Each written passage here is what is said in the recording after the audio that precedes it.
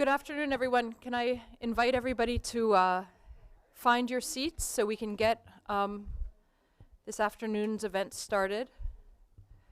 And also, I think, commence the live stream. So good afternoon, everyone, and welcome to the Center for Global Development. And thank you for joining us here today. I'm Clémence Landers, and I'm Vice President and Senior Policy Fellow here at the Center. We spend a lot of time here at the Center and in development talking about the costs of climate change, the economic losses, the health impacts, the damages to agricultural systems and infrastructure. But there's one cost that gets less attention in the development finance world: what happens when a place simply becomes uninhabitable. As climate shocks become more frequent and intense, more governments will face situations where keeping people safe in place is no longer feasible. And that's what planned relocation is, and which is the topic of our sessions this afternoon. The IPC is clear that as warming continues, the number of places where adaptation reaches its limits will grow, and we're already seeing this in places across the world, especially in small island states like Fiji or the Solomon Islands, which are countries which are grappling with this. And this could really become one of the defining challenges of our times. The reality is that most governments are not prepared for it. There's no globally agreed framework, there's no international institution with a clear mandate, and the financing challenge is growing. And development finance and aid is already in very short supply today. And many governments are also facing with their own fiscal challenges, so where they really just have to balance a lot of very competing needs. So the question is, who's going to be in the driver's seat? Who needs to be in the driver's seat? And if relocations are unavoidable, where is the money going to come from? So that's exactly what our colleagues, Steve Goldfinch, who I see here today, who used to be with us at CGD and now is back in Manila with the Asian Development Bank, and Sam Huckstep set out to examine in their 2025 paper on this topic. And their argument is straightforward and important. Multilateral development banks are actually quite well placed to help fill this gap. MDBs have deep experience in managing involuntary resettlements in the context of infrastructure projects. They have financing tools, and they have relationships with client governments. And in a lot of ways, in a lot of areas, they already have a mandate to engage in this space. The outstanding headline questions from their research are governments prepared to request support from MDBs? Are MDBs fully ready to provide the support needed? And how can planned relocations be managed in a way that is transparent, rights-respecting, and fiscally sustainable? None of this is easy. Planned relocations involve questions of consent, cultural identity, land tenure, political economy. And done badly, they can cause great harm. But done well, they can protect lives and preserve livelihoods ahead of catastrophe. The difference lies in preparation, community engagement, and the right kind of institutional support. So our goal here today is to move this conversation forward with practitioners, policymakers, and financiers who are actively working on these questions. And I'm really looking forward to a rich discussion. So let me just kind of run through the lineup for today. We have, of course, an outstanding, excellent group of speakers covering sort of the full span of this topic. We have Paula Gavira Betancourt, UN Special Rapporteur on Human Rights of Internally Displaced Persons, who will speak on the preservation of rights in the context of planned relocations. We have Erica Brower of Human Rights Watch, one of the world's leading experts on planned relocation, who will speak to lessons from the many planned relocation initiatives that have already taken place or are underway. We have Sarah Koltzlow of the Coalition on Dignified Climate Relocation, who will then provide an overview of the current state of financing for planned relocation based on a groundbreaking paper she co-authored for the Platform on Disaster Displacement. Then we'll have a coffee break, and after the coffee break, Alta Solberg, head of the Secretariat for the Platform on Disaster Displacement, will launch a new technical guide on access to finance for planned relocation, co-authored by the PDD with IOM and the UNFCCC. Sarah Rosengartner, who was supposed to have spoken on the community's climate adaptation facility, is sadly unwell today and cannot join us. But Talanechmi Huset, who's the Global Insights Manager at International Displacement Monitoring Centre, has very kindly agreed to share her new work on global displacement data in her place. And then finally, Sam Huckstep of CGD will speak on the role of MDBs in loan financing. We'll keep questions until the end, where we have about 40 minutes devoted purely to discussion. So do keep your questions in mind throughout today's talk, and if you're joining online, you can share them via Slido. And finally, also let me point out, and I think I saw this, there's a virtual reality person out here, so if you want to experience a virtual reality reenactment of some of the issues that we're going to be talking about, I hope I'm conveying that correctly, please do so during any of the breaks. So allow me now to turn to Paula Gavira Betancourt, who's the UN Special Rapporteur on the Human Rights of Internally Displaced Persons, to get us started, and thank you.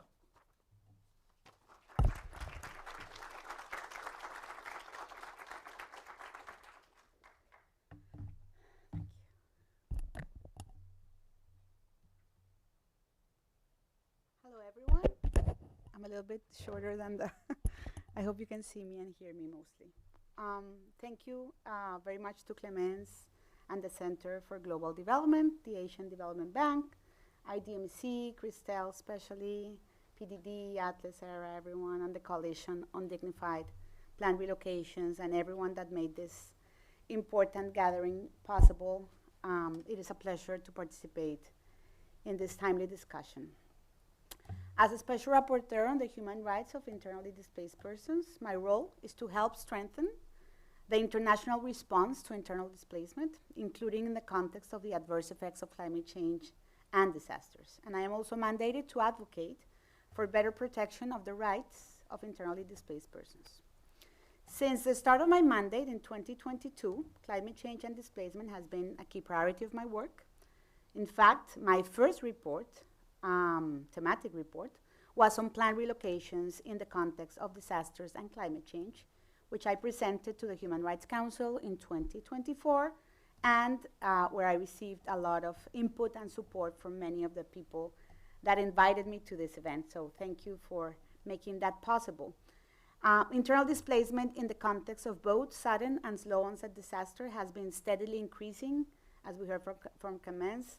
And this trend is only likely to accelerate in the context of climate change, as we all know. And we know the estimates of the World Bank and the different other documents from different institutions. And this alone shows how urgent the issue is. Some of the most vulnerable communities live in coastal and island areas. When I visited the Marshall Islands in 2024, I met communities living in 2 meters above sea level, quite literally on the front lines of the climate crisis. The threat of sea level rise prompted the Marshall Islands to include planned relocation as part of its national adaptation plan for coping with the impacts of climate change. Community consultations indicated that most Marshallese strongly prefer to remain on their lands despite the predicted sea level rise, and I was obviously, I could see this myself when talking to the different communities in the almost 20 days that I spent in the Marshall Islands. And this reminded us and reminds us of a core principle. Planned relocations must always be a last resort. And when they do take place, they must be voluntary, well consulted, properly planned, and firmly grounded in human rights, ensuring livelihoods, access to services, security, and accountability. To set the scene for our discussion today, I would like to make 3 points. My first point is that planned relocations are not only a technical or financing challenge, they are a human rights issue. States have obligations under international human rights law to respect, to protect, and fulfill the human rights of their citizens. This includes internally displaced persons and preventing arbitrary displacement, providing them with assistance, and establishing the conditions for durable solutions to their displacement. As I mentioned earlier, planned relocations must always be a last resort. This comes from the state obligation in international law to prevent arbitrary displacement.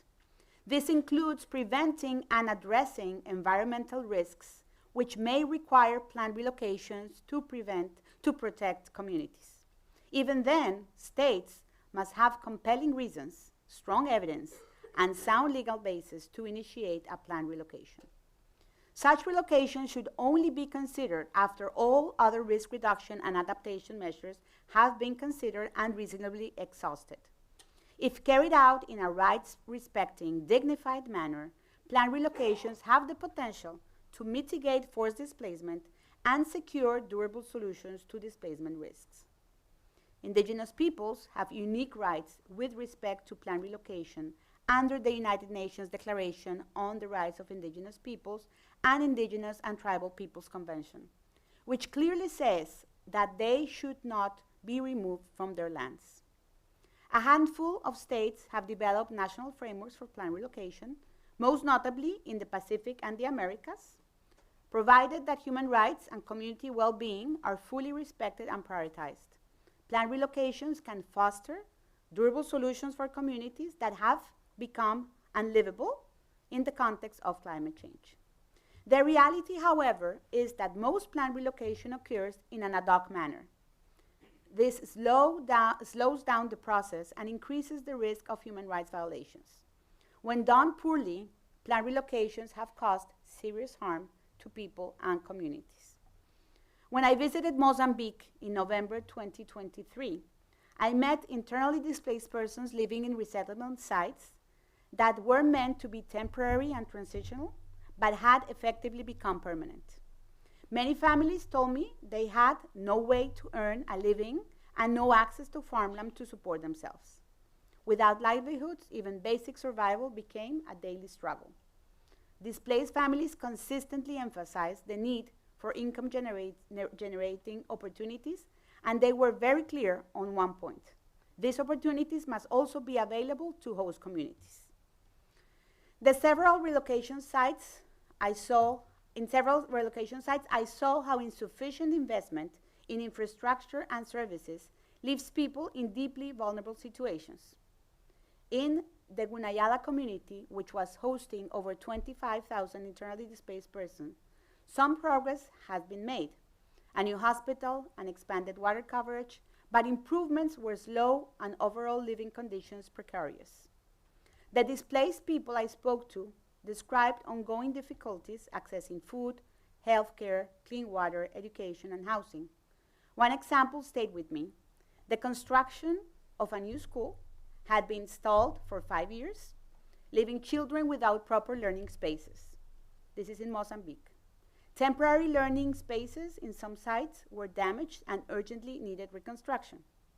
I was also concerned by what I saw and heard regarding protection risks. Many relocation and transit centers lacked accessible feedback and complaints mechanisms, including for reporting gender-based violence. Women told me this leads to serious under-reporting.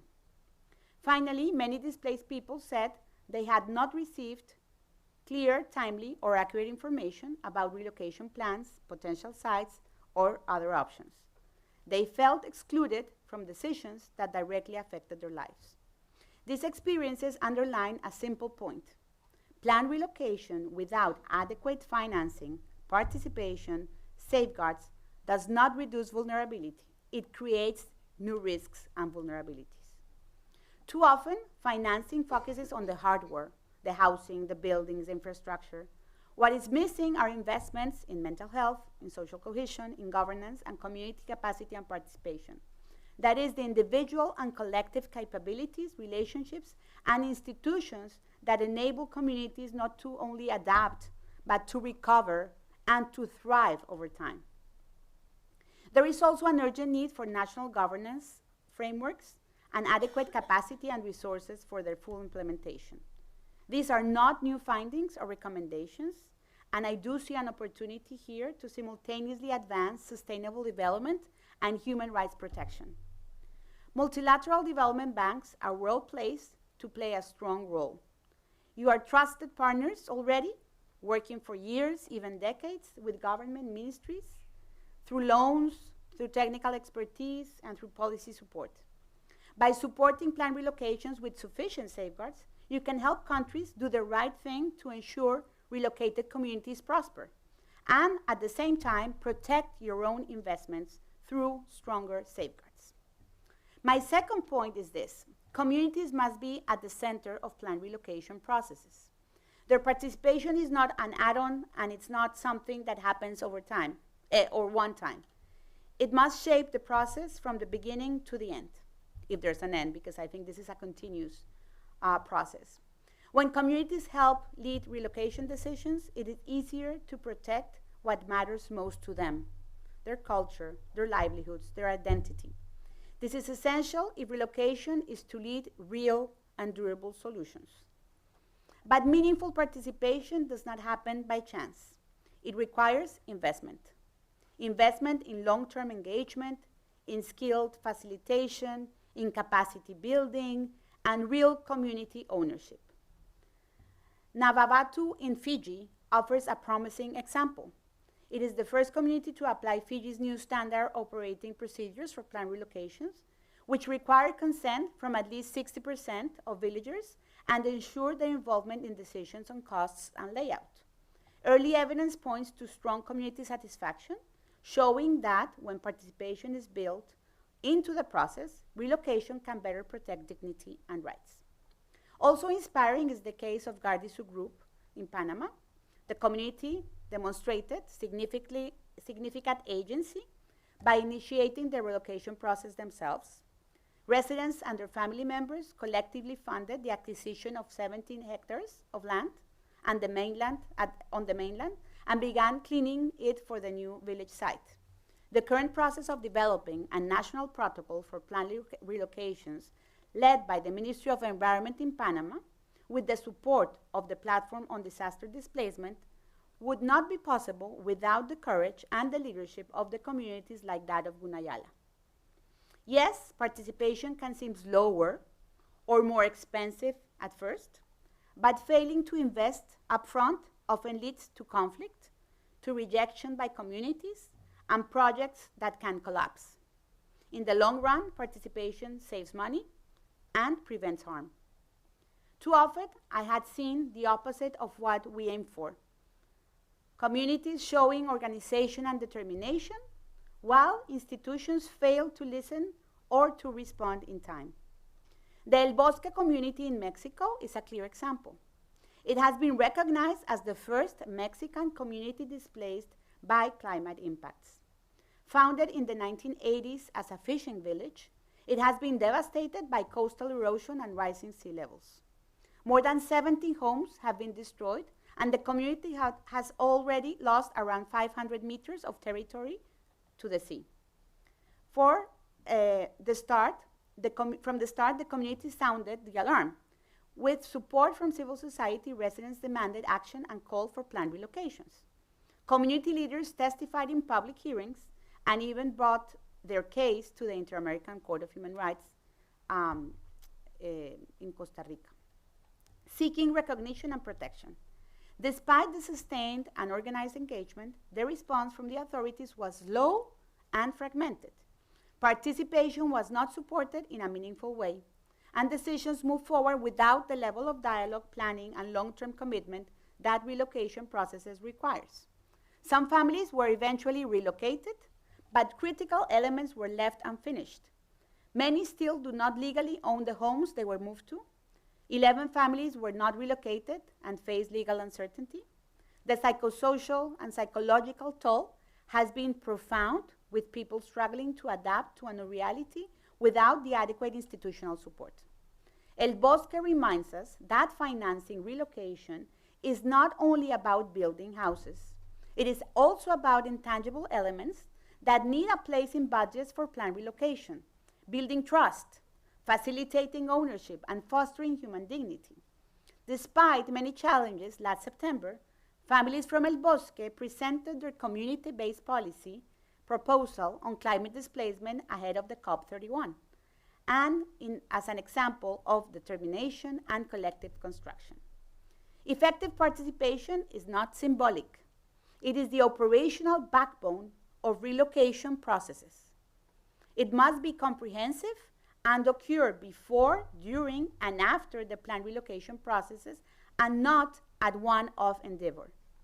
This long-term approach to community engagement is necessary to build trust and ensure communities benefit from development funds. We need to find a way to build long-term community engagement into development project cycles that are often short-term. As research has shown, better outcomes result when relocating communities are not only consulted, but they are leading the decision-making processes regarding if, when, and where to relocate. With the right support, displaced people are not only right holders, but they are also capable partners, able to engage in informed and technical discussions about what is feasible and what is sustainable. There is decades of experience on community engagement from relocation and resettlement projects, some good examples, some not so good, which has led to better practices in some cases. These lessons on what works are an opportunity to make development investments work better for governments and its citizens. It is also opening the door for other areas, such as post-conflict settings, to learn from good practices developed by multilateral development banks and their partners. My third and final point is that we must do better to protect the human rights and the dignity of the people affected by planned relocations. First, we need accountability for unfinished planned relocation processes. Our recurrent problem is that there is strong initial investment, but then there are funding cuts once political attention fades out, leaving projects unfinished and communities exposed and in limbo. Broken promises mean that schools are not built, services not delivered, and livelihoods never restored after relocation.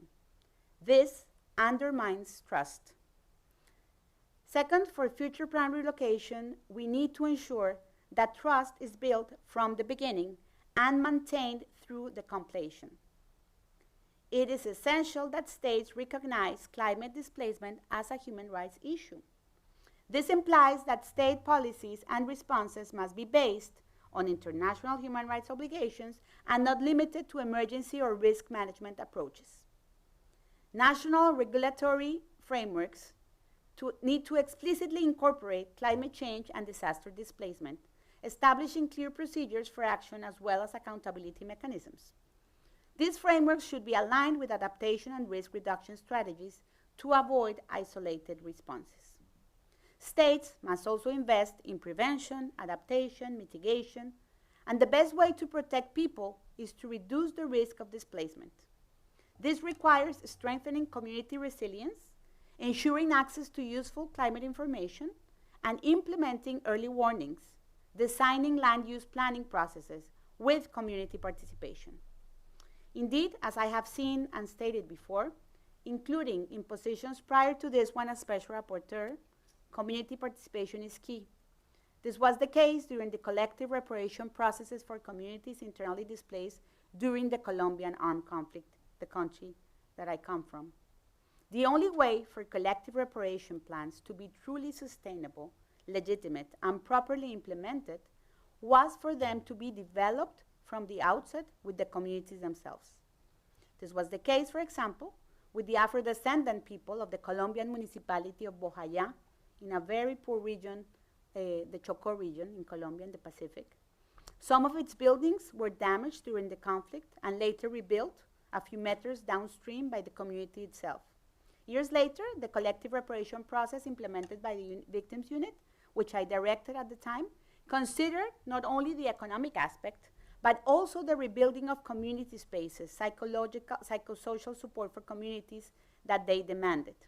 So once again, I would like to insist in the value of the non-economic aspects and the importance of capturing the intangible elements that comes with relocations and that must be systematically integrated into decision-making frameworks so that assessments reflect the full human, cultural, and social costs of relocation processes. In closing, what is at stake here is the dignity and the rights of millions of people. More displacement linked to climate change and disaster is coming. We have a narrow window to act and to do things differently. I see a real opportunity for learning and working together across different groups, governments, development partners, disaster and climate change experts, human rights actors, researchers, and especially communities at risk and relocated communities. That's the work that we're leading in the coalition that maybe Sarah and Erica will share later. There is also much to learn across context. Those working on solutions to internal displacement in conflict settings can benefit greatly from the long experience in climate change context, where relocating communities can be viewed as a type of durable solution to internal displacement. Planned relocation cannot be done to people, it must be done with them. This means putting affecting communities at the center, respecting their choices, and ensuring access to justice and accountability. Planned relocation can support durable solutions from the start, but it only works when displaced people are partners and not passive recipients. So as we discuss financing today, let us be clear. We are not only talking about budgets, tools, instruments. We are talking about people's lives, their families, their land, their livelihoods, and their futures. Participation and community ownership are not optional extras. They are foundation of credible, sustainable, and humane solutions. Thank you.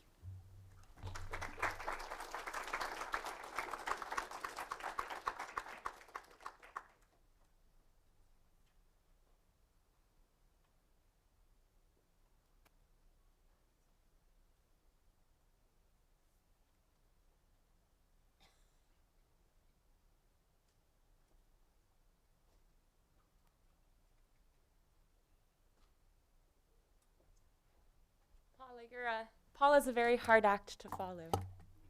I'm going to see if I can get my slides.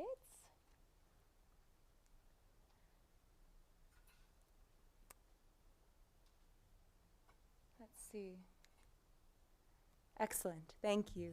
Thank you to colleagues here at the CGD and to all the co-organizers and to everyone who's joined us remotely. It's truly an honor to be here with you all.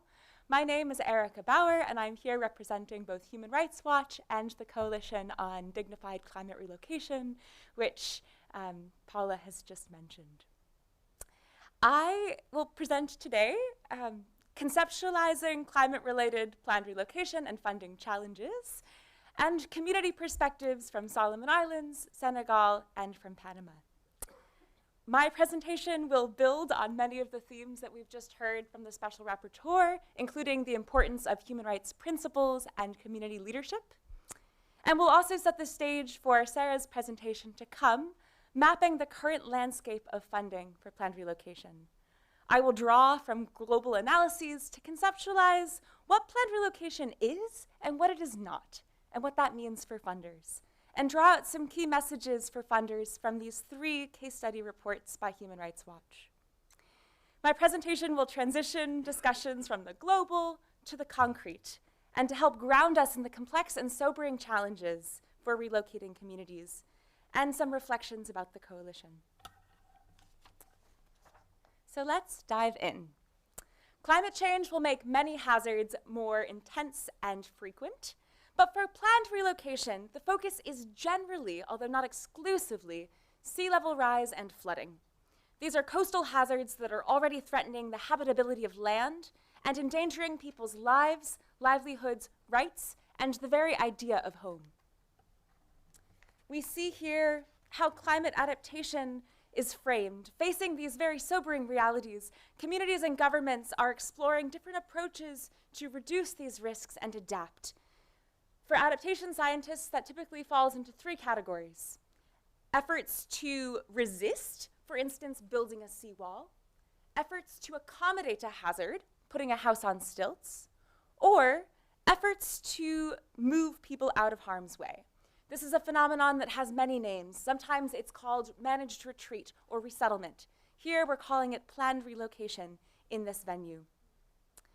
People want to stay in their homes. As we've just heard from Paula, relocations are traumatic. They're typically thought of as a measure of last resort.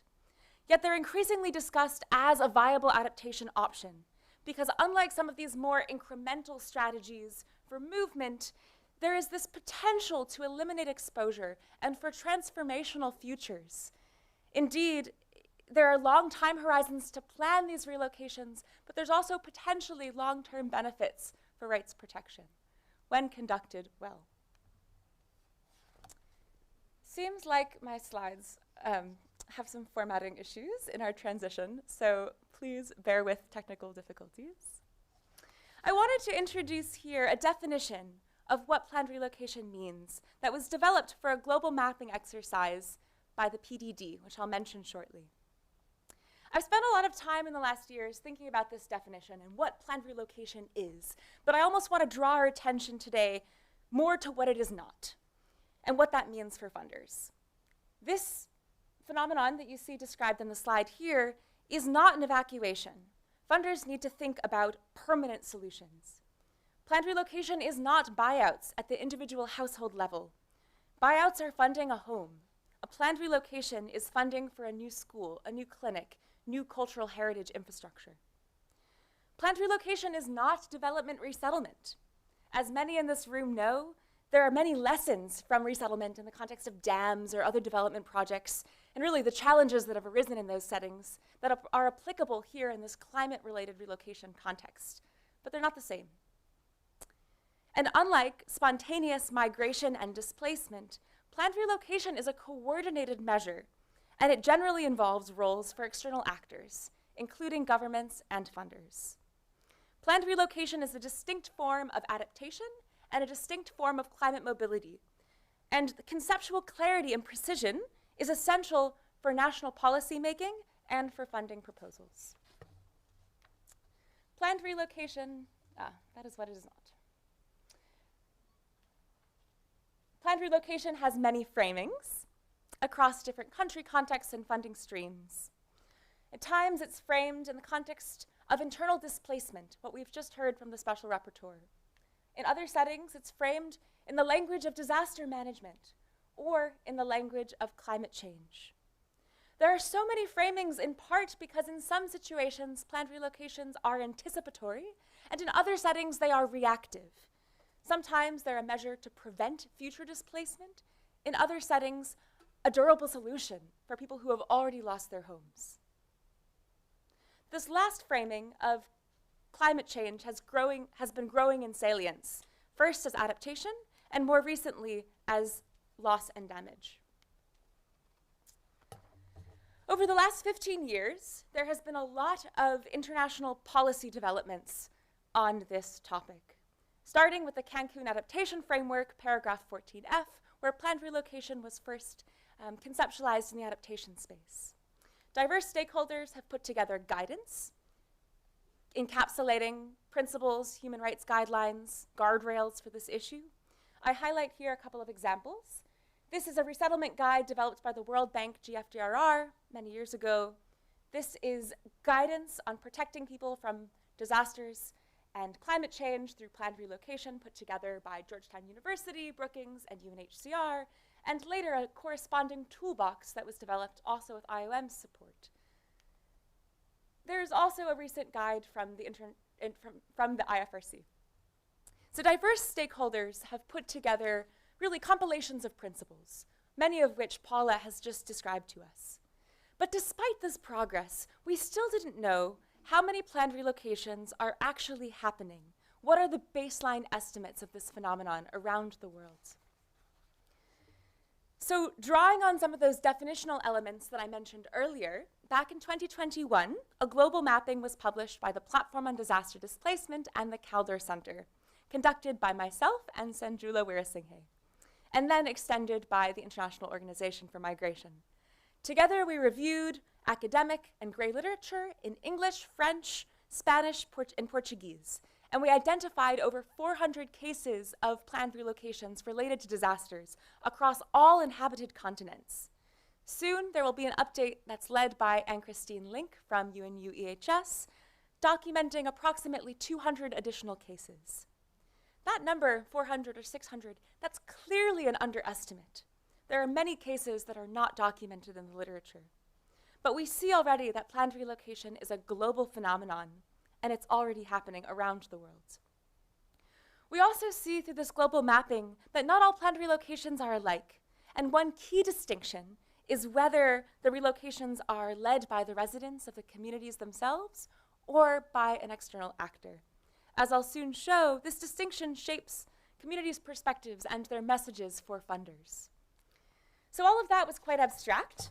I want to zoom into a case study in the Solomon Islands, one that many of you may have encountered in the VR experience outside. And if you haven't already, you are warmly welcome and invited to do so during an upcoming coffee break. So this is a report that we published at Human Rights Watch titled, "There is Just No More Land." And here is the community of Walande and Solomon Islands, depicted in high-resolution satellite imagery. This is an image from 1949. This is an image of the island in 2003, in 2010, in 2015, and in 2024. This island was once home to a thriving village for many decades, but today it is submerged by the sea, and only sticks remain at high tide. A quick side note, I've heard this principle of the measure of last resort for many decades, for 10 years, since I started working in this space. But I don't think I really understood what that measure of last resort principle means until I spoke to Martha, who some of you may have met in the VR experience. And she described to me the experience of going out in her canoe to be on the island as the moon shone every night, because she was so attached to that land, even once her entire community had already planned their relocation to the mainland. That's what a measure of last resort feels like. This is a case that was community-led and mostly community-funded. That placed a heavy financial burden on the residents of Walande. They estimated that this relocation cost hundreds of thousands of dollars, and every family paid approximately $23,000. Where did they get that money? Largely from remittances from their children who were working abroad or in Honiara. They asked for support repeatedly, and yet only minimal resources were yielded from official channels. Government dropped boxes of nails from an airplane that was flying overhead and provided some site planning from afar. And the Australian High Commissioner cleared the land with a bulldozer. But the vast majority of this effort was led by the community themselves. And that left some serious challenges. This new site where they've moved is still exposed to sea level rise, and this has threatened their rights to land and to food. Some of these community members are now considering a secondary relocation. Here is one quote from one of the community leaders who I spoke to. "I have heard of huge money for climate change. But the question is, where is that money going? Where is the money? We just hear it with our ears. We have nothing to see with our eyes."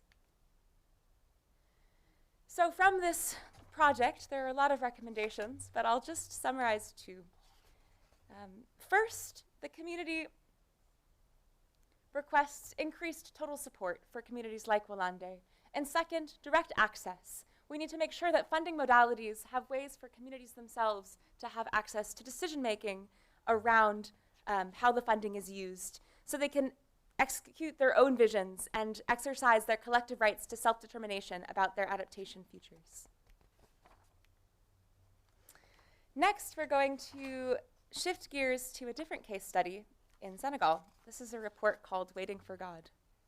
This is a very different setting of a planned relocation in an urban context where over 10,000 people were involved. This is a community of tightly knit fisher folk living in Saint Louis who were devastated by coastal floods that destroyed homes and displaced thousands.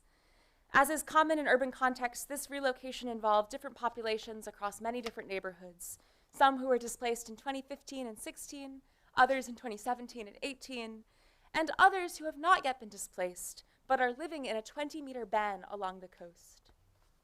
This is the new site called Jogob. It is 10 kilometers from the coast. This planned relocation was led by the government of Senegal and funded by the World Bank, a project known as SERP. A total of $93.3 million, both in IDA and in counterpart funding from the government. I'll just highlight two challenges here. First, there is some population that was left out of this relocation. Approximately 1,000 people who were displaced the longest by those floods in 2015 and 2016 were not included. And second, there are serious challenges around livelihoods and culture, and some of the fisher folk have expressed a strong reluctance to leave their coast where their ancestors have lived for hundreds of years for this inland relocation site. In this case, the policy that was used by the World Bank and Senegal was OP, Operational Policy 4.12, on involuntary resettlement. This was a policy that was developed for development projects, but was then applied in this climate relocation setting. The logic of this project involved identifying this 20-meter ban and moving all those people at high risk to this new site. But what it meant in practice was that that logic of development resettlement, pick a zone, move those people out of harm's way, meant that the people who were displaced for longest in that site called Haryala, waiting for God in Wolof, were not included in the census taking or the beneficiary selection. I highlight this just because the logic of a climate relocation is different than the logic of a development resettlement project. It's about protection of people, so those who've been displaced longest should be included. 2 points here from community leaders in this context. MDBs may need to develop new policies or update existing policies to reflect the unique logic and the specificities of climate relocation, and that includes for census taking and beneficiary identification. Second, these relocation projects need to make sure they're aligned with community needs based on meaningful consultation, the points that Paula has made so compellingly. In this context, that means more than just housing and infrastructure. This population is demanding or requesting transportation to the coastline, so every day they can continue their livelihoods as fisherfolk and continue their cultural continuity with their ancestors. Now we will shift gears yet again to another project that we've already heard a little bit about in Panama. This is a report called "The Sea is Eating the Land Beneath Our Homes." As we've heard from Paula, Gardi Sugdub is an island in the Gunayala region. It's approximately the size of 5 football fields with around 1,500 people living there. As you can see, there's just no space. And when floods and sea level rise come, it means that existing challenges around public health and sanitation, access to water, were even more challenging. So this community led their relocation to the mainland to a new site called Isperyala. This is a project that, as Paula already mentioned, was truly initiated by the community themselves. They were leading this process for a decade before the government of Panama supported the process and provided funding. And in this case, the Inter-American Development Bank provided technical cooperation and support. I highlight this because it's an interesting example where we see an MDB, or possibly also a CFI, a climate finance institution, engaging in a different way. They're not just providing a loan or a grant, they're providing technical studies, participatory planning, and monitoring and evaluation. And yet still there are some challenges that I'd like to highlight here. This was a technical grant that had a short-term time horizon, and yet planned relocation involves long-term needs and monitoring and evaluation for decades to come. Another main challenge in this process was cultural identity and preservation of language, tradition, culture during the move from their land on the island to this new site of Isperyala. I'll highlight one quote here. "They come and finish and leave. We feel abandoned.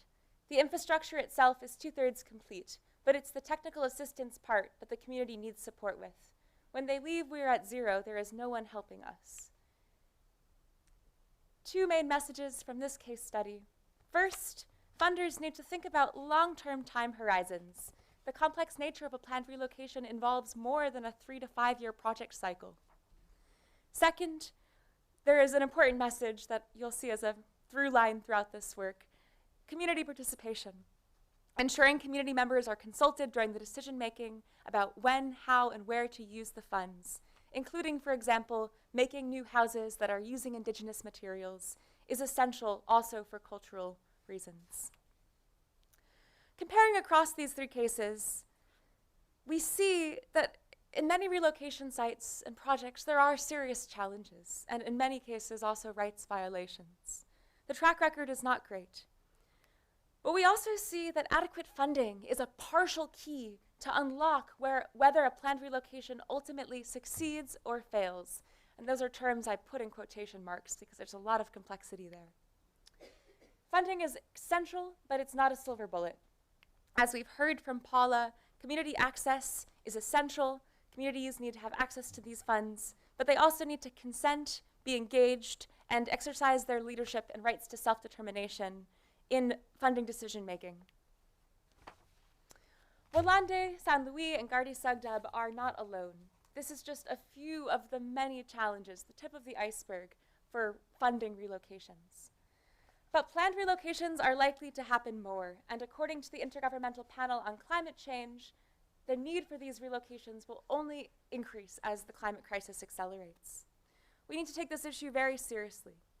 That means that every country with a coastline needs some kind of national policy framework, and that funders should scale up their efforts to anticipate this challenge. As I just mentioned, every country with a coastline may need to think about putting on paper what a rights-respecting approach would look like in an existing policy or protocol. Fiji has a policy. We've just heard about Panama's new draft that's just been developed. And we're advocating for other countries to follow suit. This is really the rallying cry of a new coalition that Paula just mentioned that was launched last June, dedicated to more dignified, community-centered, and rights-respecting planned relocation approaches. It's really great to see so many coalition members here in this room and on the internet as well. This coalition has two main aims. First, exchange across contexts. How do we bring Elliot from Gardi Sugdub together with Hadi from San Luis in Senegal? Second, joint advocacy, so we have a coherent goal. We're not just working in our silos and our own discrete research projects, but we're coming together in a big tent to work towards this goal of every country with a coastline developing a rights-respecting policy. The coalition is a co-organizer here of this event because funding was a key issue identified by relocating communities in this image that you see in New York, but also in other conversations over the last year. I often end presentations with this quote: "To fail to plan is to plan to fail." More relocations is not the answer, but anticipating the future and preparing the funding and the policy infrastructure today so we are ready for the challenges of tomorrow is part of it. Thank you.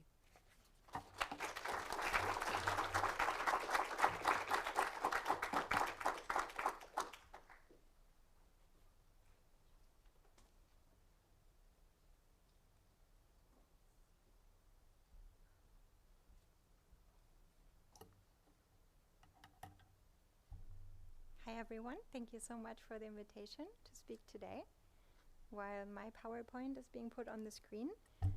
Thank you Paula and Erica for setting the scene so eloquently. We now know what we're talking about today, what planned relocation is and what isn't, and what the human rights implications are and why they are so important for this topic. I'm going to bridge the normative with the institutional and the conversations for after the coffee break about how planned relocation actually gets funded and why that's important to enable these rights-based dignified planned relocations in the context of climate change. On your agenda, you read that this session now is about the state of financing of planned relocation processes. So that can be a super short presentation, and I could say it's bad. There's very little funding, and even worse, we know far too little about it. But we're going to make this a bit longer and a bit more detailed, and I'm bringing to the table today for you all a very modest contribution that was jointly created by the Platform on Disaster Displacement and the United Nations University Institute for Environment and Human Security last year, 25. So my name is Sarah Kölzow, and I'm co-facilitating the Coalition on Dignified Climate Relocation, and also very happy to see many members of the coalition in the room today and also online. Until last year, I worked with the Platform on Disaster Displacement, and that's where the study originated. Or to be more concrete, in May 24, David Durand-Delacre from United Nations University, who can unfortunately not be here with us today, maybe there's a recording and he'll watch, approached the PDD to ask to jointly formulate a real-life problem that some students could address. So the United Nations University, EHS, has this joint master's program on environmental risk and human security. And they had amazing students that wanted to contribute something to a real life ongoing high intensity policy debate. And at the time, we were discussing a lot about loss and damage financing, and about how displacement and planned relocation could be or not recognized as a form of loss and damage, and how it could benefit or not from funding for loss and damage. And so we realized that planned relocation and its financing seems like a very important research gap area, because we know it's going to happen more, we know it's already happening a lot, but actually we know surprisingly little of how it's actually funded. So there was a lot of anecdotal evidence and a couple of case studies, but a systematized, overarching overview, nothing like that. And so we embarked on this baseline mapping, beginning with the very little available evidence that we found. So before I present to you some of the findings of the study, just want to give a shout out to the students behind the original research.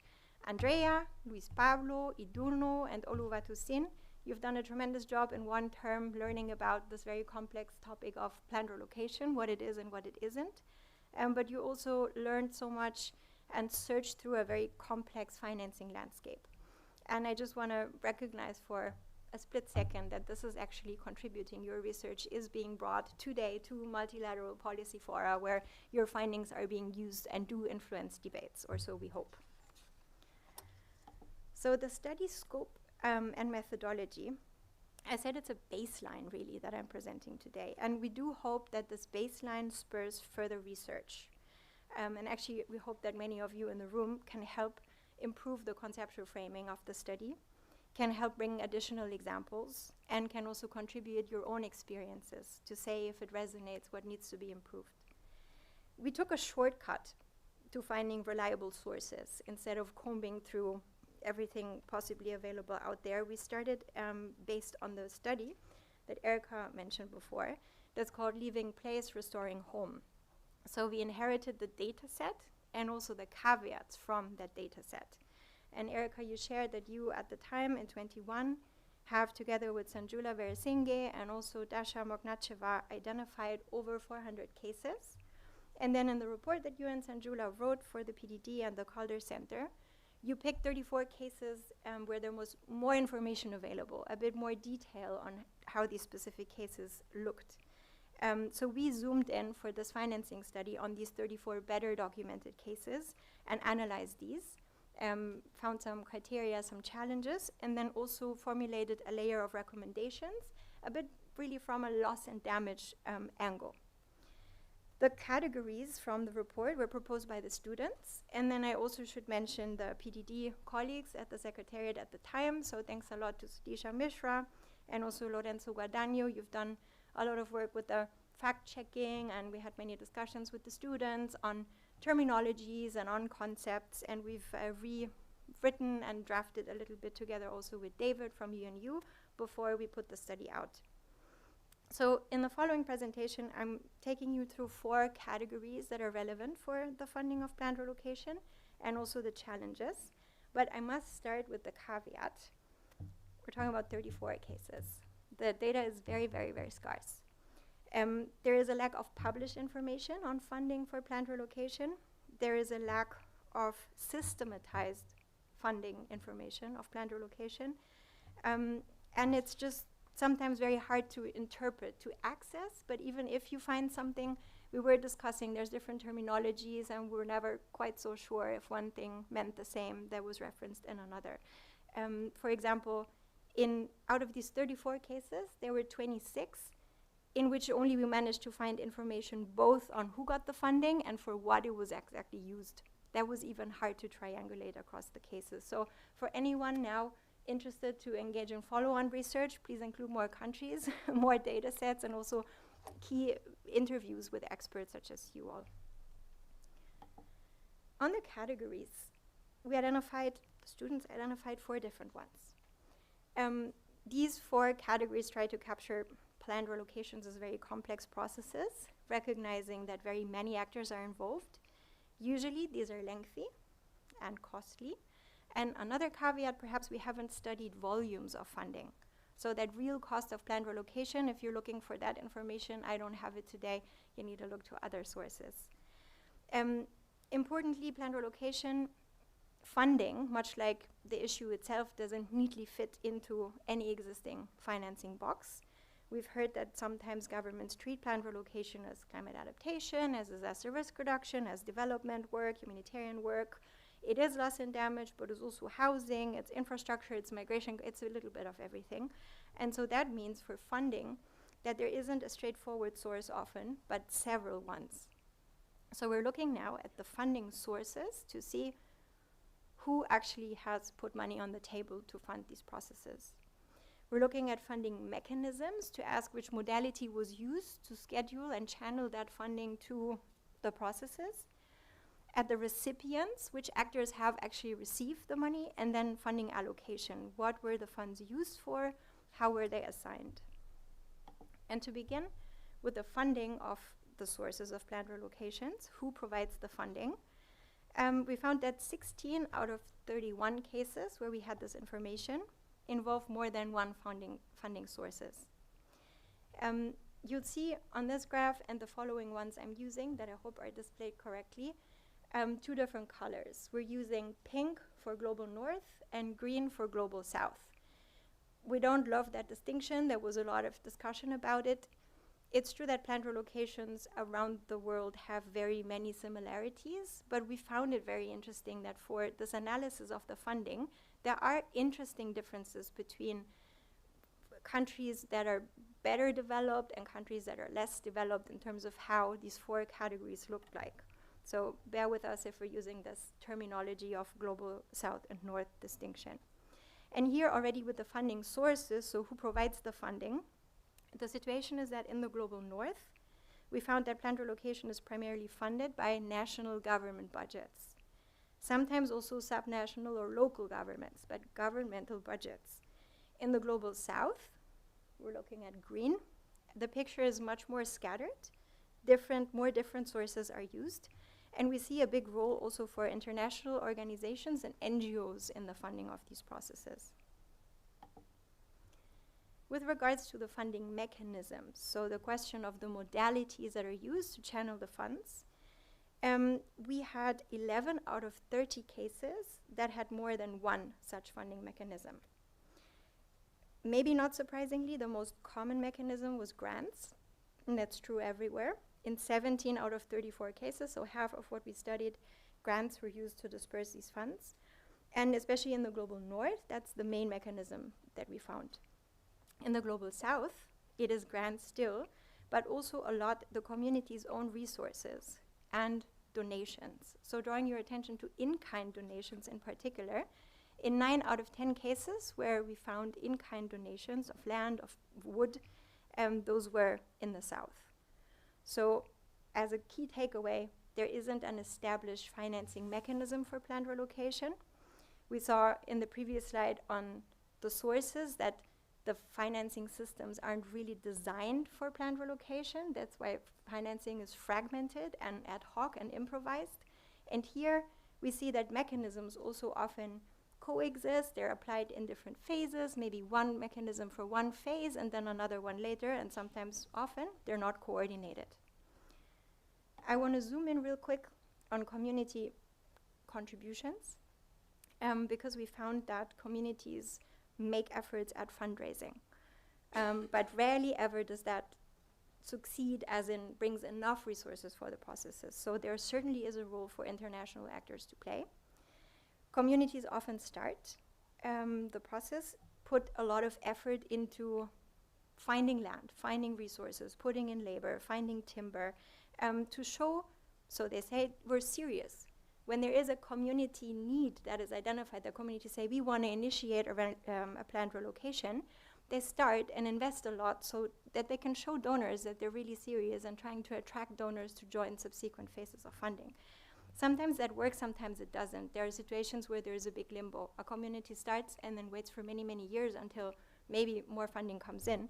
And so it's safe to say that communities are really carrying the burden. They're not just the ones that undertake this traumatic experience, but they're also paying for it, almost not exclusively often, but a big contribution, and that's really where conversations need to start about equity and justice, and that's another conversation. We're going back to the funding recipients. So interesting question, who actually gets the money? Who can access the funds? Who effectively receives and spends the funding? And we found, maybe that's good news, that community members had direct access to funding in 10 out of 34 cases. But this does not mean that they actually decided where it went. They were the ones that could spend it. But we heard that only 40% of all these cases analyzed had community members able to directly make decisions concerning where the funding should go. So national governments had direct access in the sample we analyzed in 8 out of 34 cases. So going back to national governments' roles in these processes. And we found that in the global north, there's also local governments, and in the south, more national governments that receive the funding that's allocated. And from that, it's a hypothesis, but we believe that this might be so because this is how international development assistance works. And so the funding that's made available to global south countries sometimes stays at the national level. It's good that the national level is engaged because they put the frameworks in place, they put the laws in place, they need that backing. But then sometimes it means that there is a disconnect if the funding isn't channeled to the local governments and the communities to really make sure that it's localized and the context is really respected, and communities can join these efforts to ensure that better outcomes are possible. So even where there's access to funding by communities, they're not necessarily deciding on what's done with that funding. For the funding allocation, that's a bit an unwieldy term, we said, what is the available funding spent on? So which area, which tasks does it go to? We found, not surprisingly perhaps, that most of the funding was going to housing, to infrastructure, sometimes to land provision. And only in a few cases, and only in the global south, we found literally 1 or 2 examples where there was some funding for mental health support, or environmental conservation, or livelihood support. We didn't really find that in the global north. There, the structural focus was really on infrastructure. All of the topics about cultural aspects that we heard before, about also ecosystems and long-term well-being of these populations, are really, really important to consider. These non-economic aspects are not optional to fund, but they're actually key to ensure whatever success looks like, better outcomes for communities. So the point here, planned relocation is really not a housing project. It includes that, but it really also doesn't stop with the physical move. One could argue that's when it actually starts and when it gets interesting about livelihoods and sustainability. So we identified a couple of challenges across this database of these 34 cases. Maybe also not surprising and kind of an important key message, there isn't enough money to support all the aspects of planned relocation. So 80% of the cases that we analyzed mentioned that they just didn't have enough to actually do what was needed. In particular in the global south, we don't expect national budgets or national resources to ever suffice. So there's a call to action for multilateral development banks and climate finance institutions to discover this field of investment. There was a big lack of communication of the relocated or relocating communities, which unfortunately led to this lack of cultural appropriateness. I think we all know these case studies where outcomes and buildings were a bit different from what could have been culturally appropriate. And sadly, we also found a number of mentions of increased risk levels following the relocation. And that suggests that money wasn't spent or assessments weren't done to make sure that we're really locating the communities out of harm's way and not into a new harm. And then I want to stress the temporal aspect of planned relocation, which is they have super long timelines, and often, almost always, they're longer than the funding timelines that are available. So communities often have to wait for a super long time to start, even when they agree on a planned relocation. So sometimes you have a plan in place, but then you just can't start implementing it because there are no resources. A key message, turning slowly to the conclusions of the study, and I think we're driving this key message home quite well between Paula and Erica and myself. Local ownership really matters. And I read this because, sorry about the formatting. it needs to be built into planned relocation processes and the financing mechanism. So the process itself needs to be participatory, but that only works when funding is allocated for that. So I think this combines the two previous presentations. There needs to be funding to ensure local ownership and community participation in a dedicated manner. And maybe trying to spin this a bit positively, there are effective practices that we can learn from regarding how you can do culturally appropriate processes and community involvement. We had a presentation last week in a call from the Coalition on Dignified Climate Relocation, where colleagues from the Pacific presented about their climate mobility regional exchange in Fiji earlier this year. This is not to say that everything goes super well, but it's just to showcase that in the Pacific, for example, a lot of efforts are going into cultural appropriateness, facilitation, non-economic dimensions of planned relocation, and that's something that other regions can really learn from. So the implications for funders and financial institutions. This is a bit of a summary somehow of the key points that we found, that really community leadership in these processes is key, that the financing horizons need to be made commensurable, made work with the financing, the horizons of the planned relocation processes themselves. Different funding streams need to be aligned, synergies to be found between adaptation and loss and damage, DRR funding. Direct and local access is super important, and also to consider really the livelihoods and other aspects beyond the housing and the infrastructure. And in all of these efforts, it would be very good not just to do better studies, but to systematize the funding information and to make that available, share it so we can track it and can learn from it and improve it. One of the recommendations from the study is to bring planned relocation stakeholders together in sustained exchange and conversation around funding modalities. So I hope we're doing that today. Another recommendation is to explore different sources of funding and be a bit creative there. Why not engage MDBs, development banks, and climate finance institutions together in partnership with non-traditional actors, with academics or with philanthropy, with NGOs, to ensure that aspects such as this livelihoods restoration or psychosocial support, community engagement are considered. Just on time for the summary and conclusions. We've seen planned relocation is already happening, is gonna happen more, although we don't want it, but we need to prepare or otherwise we will fail.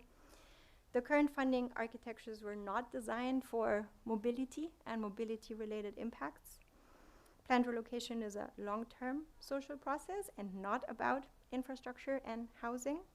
It's expensive, it's long-term, it's underfunded, it's multi-sectoral, and the financing systems today are still fragmented and reactive and difficult to access and difficult to study and difficult to align with the community needs. As was said before, planned relocation is a measure of last resort, and this is driving the point again that Erika also made. If there is a way to improve the outcomes of these very difficult planned relocation processes, then that can only work if the funding also supports the key principles of planned relocation processes, which are community leadership, community engagement throughout. I will end on this note, and thank you for your attention.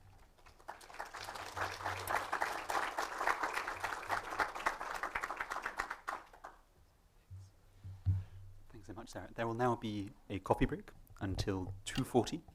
We started a little late, but we'll keep the coffee break to the schedule. And there'll be lots more time for discussion and coffee after the agenda is finished as well. So thank you all very much, and see you back here at 2:40.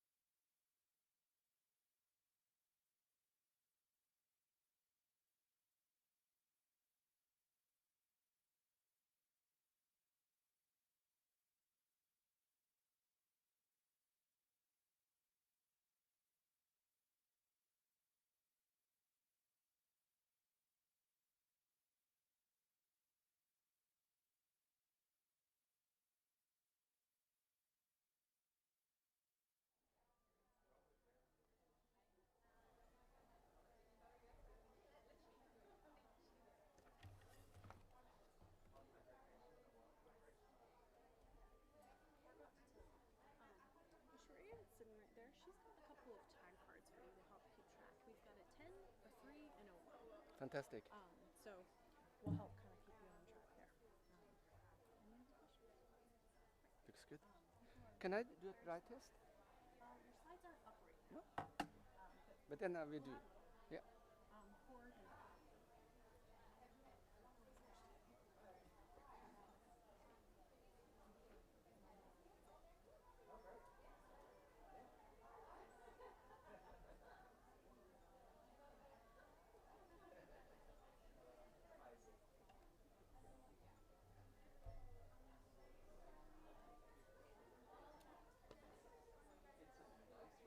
I know, I was thinking the same thing.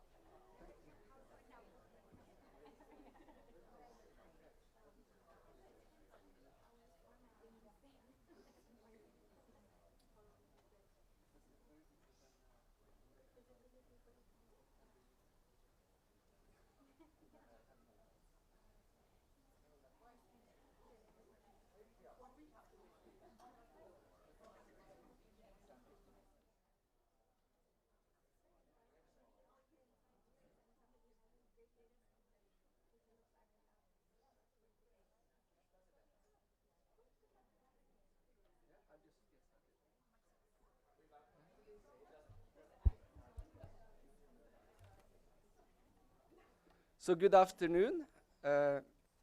My name is Atle Solberg. I'm head of the Secretariat of the Platform on Disaster Displacement, the PDD.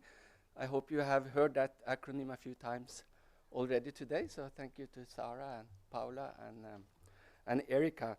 And also really recognize the organizers of this event, that we're partnering with the Asian Development Bank, the Coalition for Dignified Climate Relocation, Internal Displacement Monitoring Centre.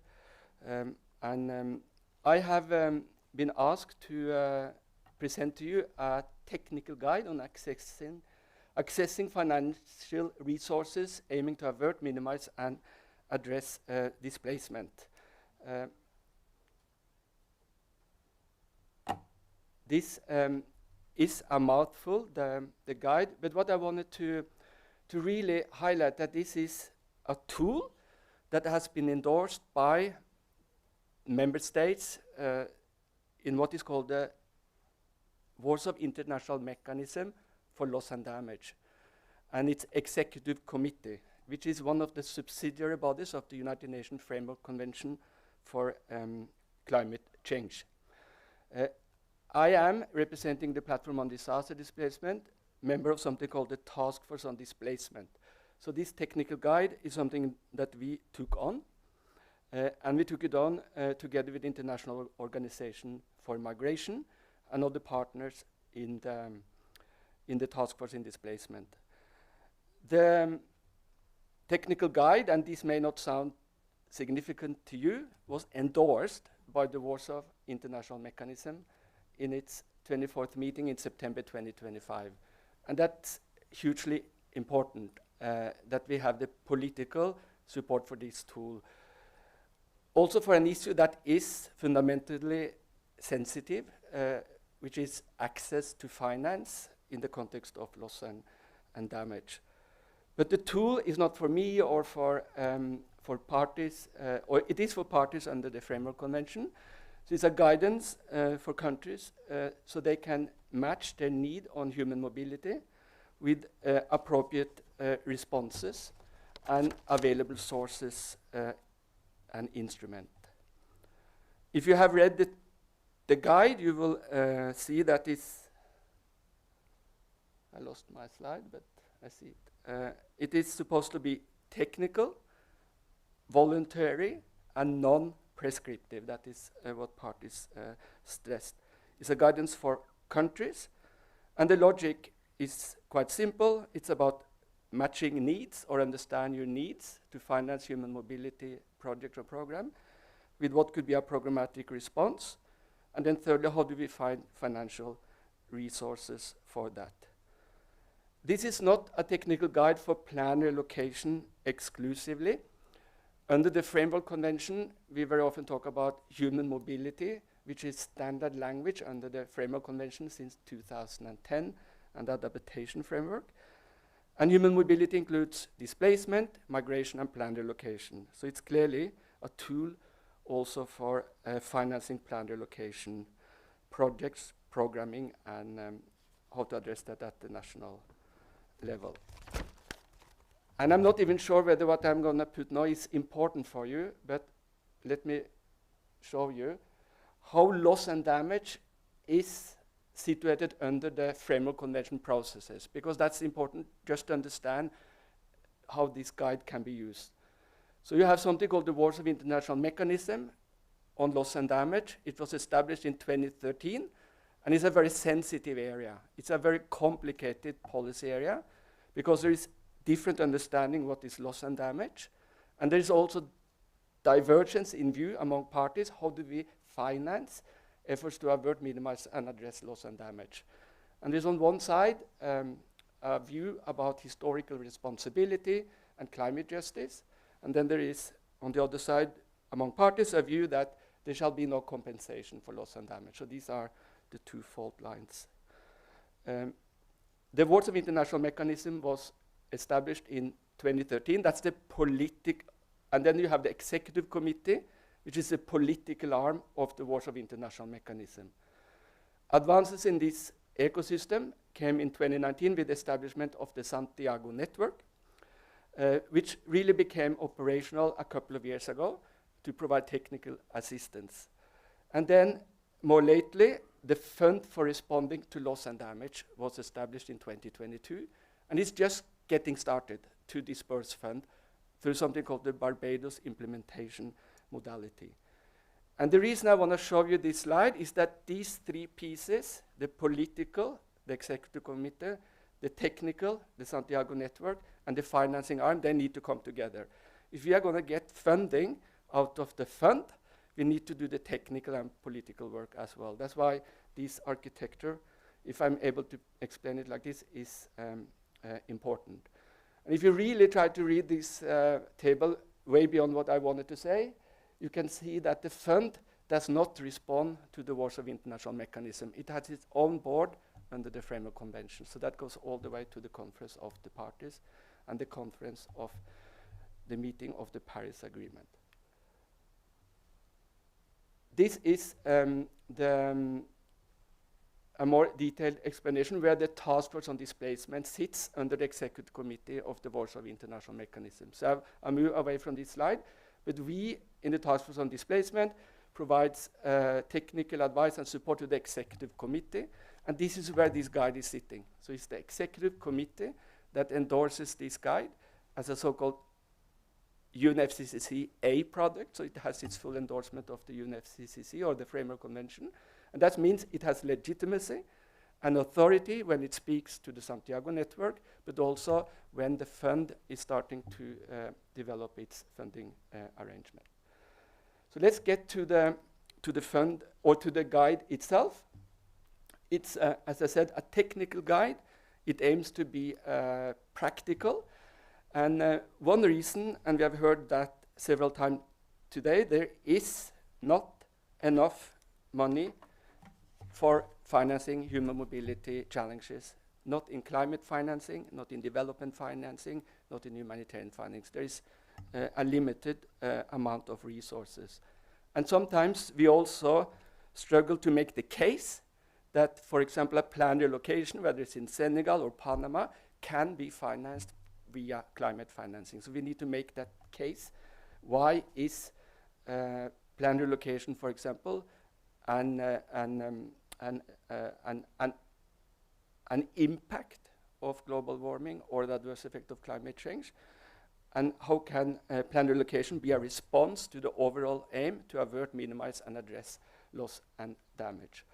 So the guide spells out what could be the programmatic response to human mobility or very often planned relocation. And that goes all the way what we call a program cycle. It's about addressing drivers. How can we address the condition that may make people retreat, as Erika talked about? Think about the slide she showed us. You know, when sea level rise is rising, we can do certain things to mitigate risk, for example, building seawalls. So it's all the cycle around addressing drivers, preparing for displacement, maybe, or very often it is unavoidable. We can prevent displacement very often. We can reduce the risk and the hazard. We need to respond to displacement. And then we need to find durable solutions to displacement and mobility. And planned relocation, as we have heard of speakers earlier today, can both be a preventive measure, so people are not forced to move later, but it can also be a solution to a displacement situation. So these are an attempt to conceptualize and make the case that human mobility is relevant for averting, minimizing, and addressing displacement and loss and damage. And then the guide moves into an overview of the financial landscape. What do we have out there of potential actors? And we have collected a lot of examples or effective practices where we have seen funding going towards, for example, planned relocation or other. So what are the actors? The multilateral development bank, the development financing institution, bilateral donors, national governments, philanthropies. What are the actors out there that may be helping to finance efforts and program and projects to avert, minimize, and address displacement? Then we have looked at instruments. We heard earlier today that from Sarah, grants is very often one of the key instruments. But there are also clearly more out there, and sometimes they may be appropriate for a planned relocation process and maybe not. But there are equities, grants, guarantees, loans, risk sharing, etc. And then a third point on the financial landscape is to, if some of you remember, the establishment on the fund for responding to loss and damage, the preparatory work on that was also asked to look at the mosaic of funding opportunities. There was a recognition that climate financing cannot be the panacea. That cannot be the exclusive source of funding. So it's important to make the case that if we are in attempting to finance program or project on avert, minimize, and address displacement, we need to look broadly. We need to look into adaptation funding, programming, disaster risk reduction funding and programming. The humanitarian has its own ecosystem of possible funding, development, and loss and damage. So we look broadly on the different funding areas that are relevant for these type of activities. And this is very much linked to the 9 programming approaches I talked about. What can we do, or what can we actually reasonably expect if we want to address drivers? What type of funding will be appropriate? Which is arguably very different from responding to displacement, for example. There might be different tools for that. And then we conclude the guide with guidance on the programmatic framework for accessing finance. And some of the example is how at the national level the planning can be centered around a needs assessment for human mobility project and program.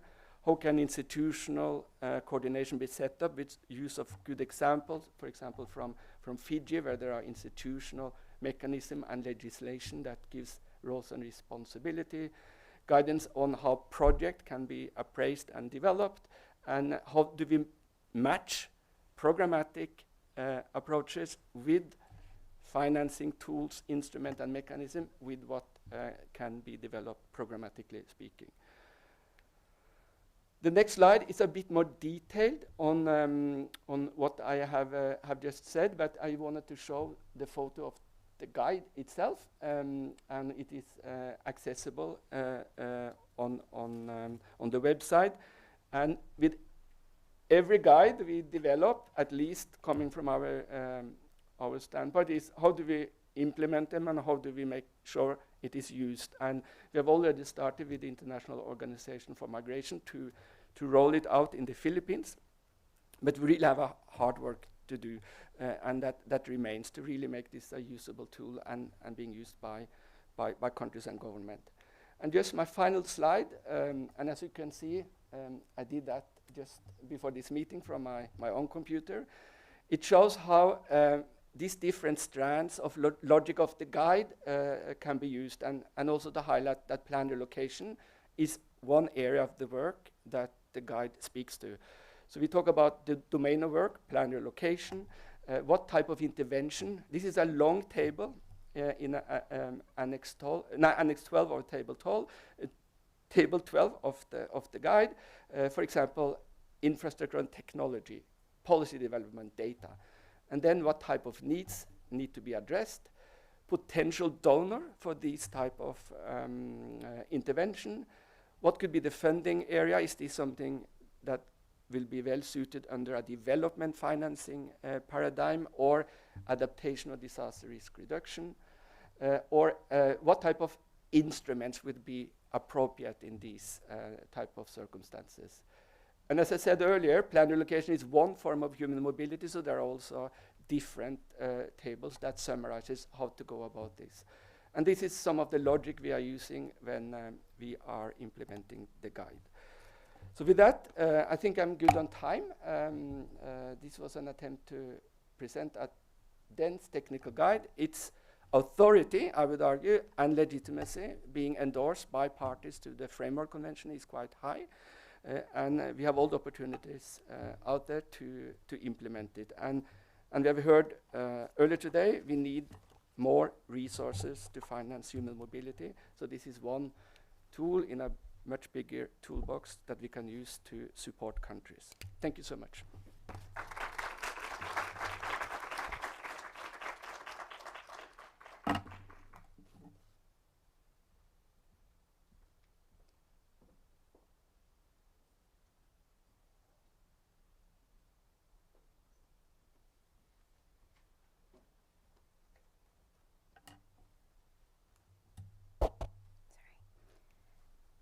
So good afternoon to colleagues here in person as well as those online joining us. My name is Tanalakshmi Use. I'm the Global Insights Manager at the Internal Displacement Monitoring Centre, IDMC. I'm actually replacing someone who was supposed to speak today, so I guess her misfortune was my fortune, that I get to present to you the Global Report on Internal Displacement 2026, that actually looks at displacement trends and developments in 2025. Now, this report was actually launched just 2 days ago, so this information is rather fresh in my mind. So it's really a pleasure to be here to highlight some relevant trends in the context of disaster displacement today. Now, while the Global Report on Internal Displacement is really not focused on planned relocation per se, but it can help to show where disaster displacement pressures are increasing and also intensifying. For the purposes of our report, I would like to go over some of the main metrics that we use to quantify displacement. The first matrix that is relevant or important to us is the number of people still remaining displaced. This is what we call by IDP. And this is quite unique because we look at this at a particular point in time. So it tells us how many people still remain displaced as of the 31st of December 2025 in the case of this report. Another complementary matrix that we use is the movement. Here, what we are actually trying to get at is to look at how many times people are forced to flee due to disasters or conflict and violence. And this is captured to the matrix internal displacements or movements. These two are very different, yet very complementary matrix that helps us to understand two different aspects of displacement. One being those who are still in need of assistance, the other being how many times they have been forced to move, and hence how vulnerable these populations are to persisting displacement challenges. Right, so let's start with the very first matrix, which is the number of people still displaced as of the 31st of December 2025. What you're seeing here before you is the total number of people displaced over the horizon of 10 years. What is unique here is that as of last year in 2025, we actually recorded a decline for the very first time. This decrease from 83.5 million to 82.2 million is primarily due to a decrease in conflict-related displacements. While the focus today is not on conflict displacements, what I would like to highlight here is that the decrease due to conflict displacements is twofold. One is due to large-scale returns that we have seen in countries hosting largest IDP populations, namely Syria, DRC, and Sudan. And another reason that can explain this decline to some extent is the fact that data availability is reducing. There are not many up-to-date assessments being done on conflict IDP, which has led to some, let's say, blind spots when it comes to the number of people still experiencing displacement as a result of conflict. What is quite unique for last year is the fact that while conflict IDPs, the number of people affected by conflict and violence, decreased, what we saw was an inverse relationship when it comes to disaster IDPs. In fact, for the very first time, we actually recorded quite a significant increase in disaster IDPs. So number of people still displaced as a result of disasters actually increased by 37% compared to 2024. Now, the interesting thing that I would like to point out to you here is what is fueling this increase last year. The answer is the country at the top, as you can see here, Bangladesh, reporting 5 million number of displaced populations. Now, this is quite a significant number, and what we were able to understand and find out is that this is due to better data availability. In fact, IOM DTM carried out a countrywide assessment in 2025, and they uncovered 5 million people still reportedly displaced as a result of disaster. The second very interesting finding here is also that the fact is 70% of these 5 million people had been previously displaced prior to 2020. So this actually highlights or indicates that disaster displacements are not just short-term, which is typically the assumption that a lot of us have, that most of these displacements happen during the emergency phase, and that after the emergency of disaster cease, people tend to go home. But I think this is a very compelling case that shows that disaster displacements don't tend to just last temporarily. Sometimes it can be quite protracted. Another point that I would like to highlight is the fact that assessments tend to also be quite short-term. Typically, disaster displacement assessments tend to happen during the emergency period. So once the emergency phase is over, the assessments actually cease. And this creates further data gaps with respect to how we are assessing how many people are still displaced, how long they're displaced, where they have been displaced to, and whether they have the opportunity to return to their homes. Right.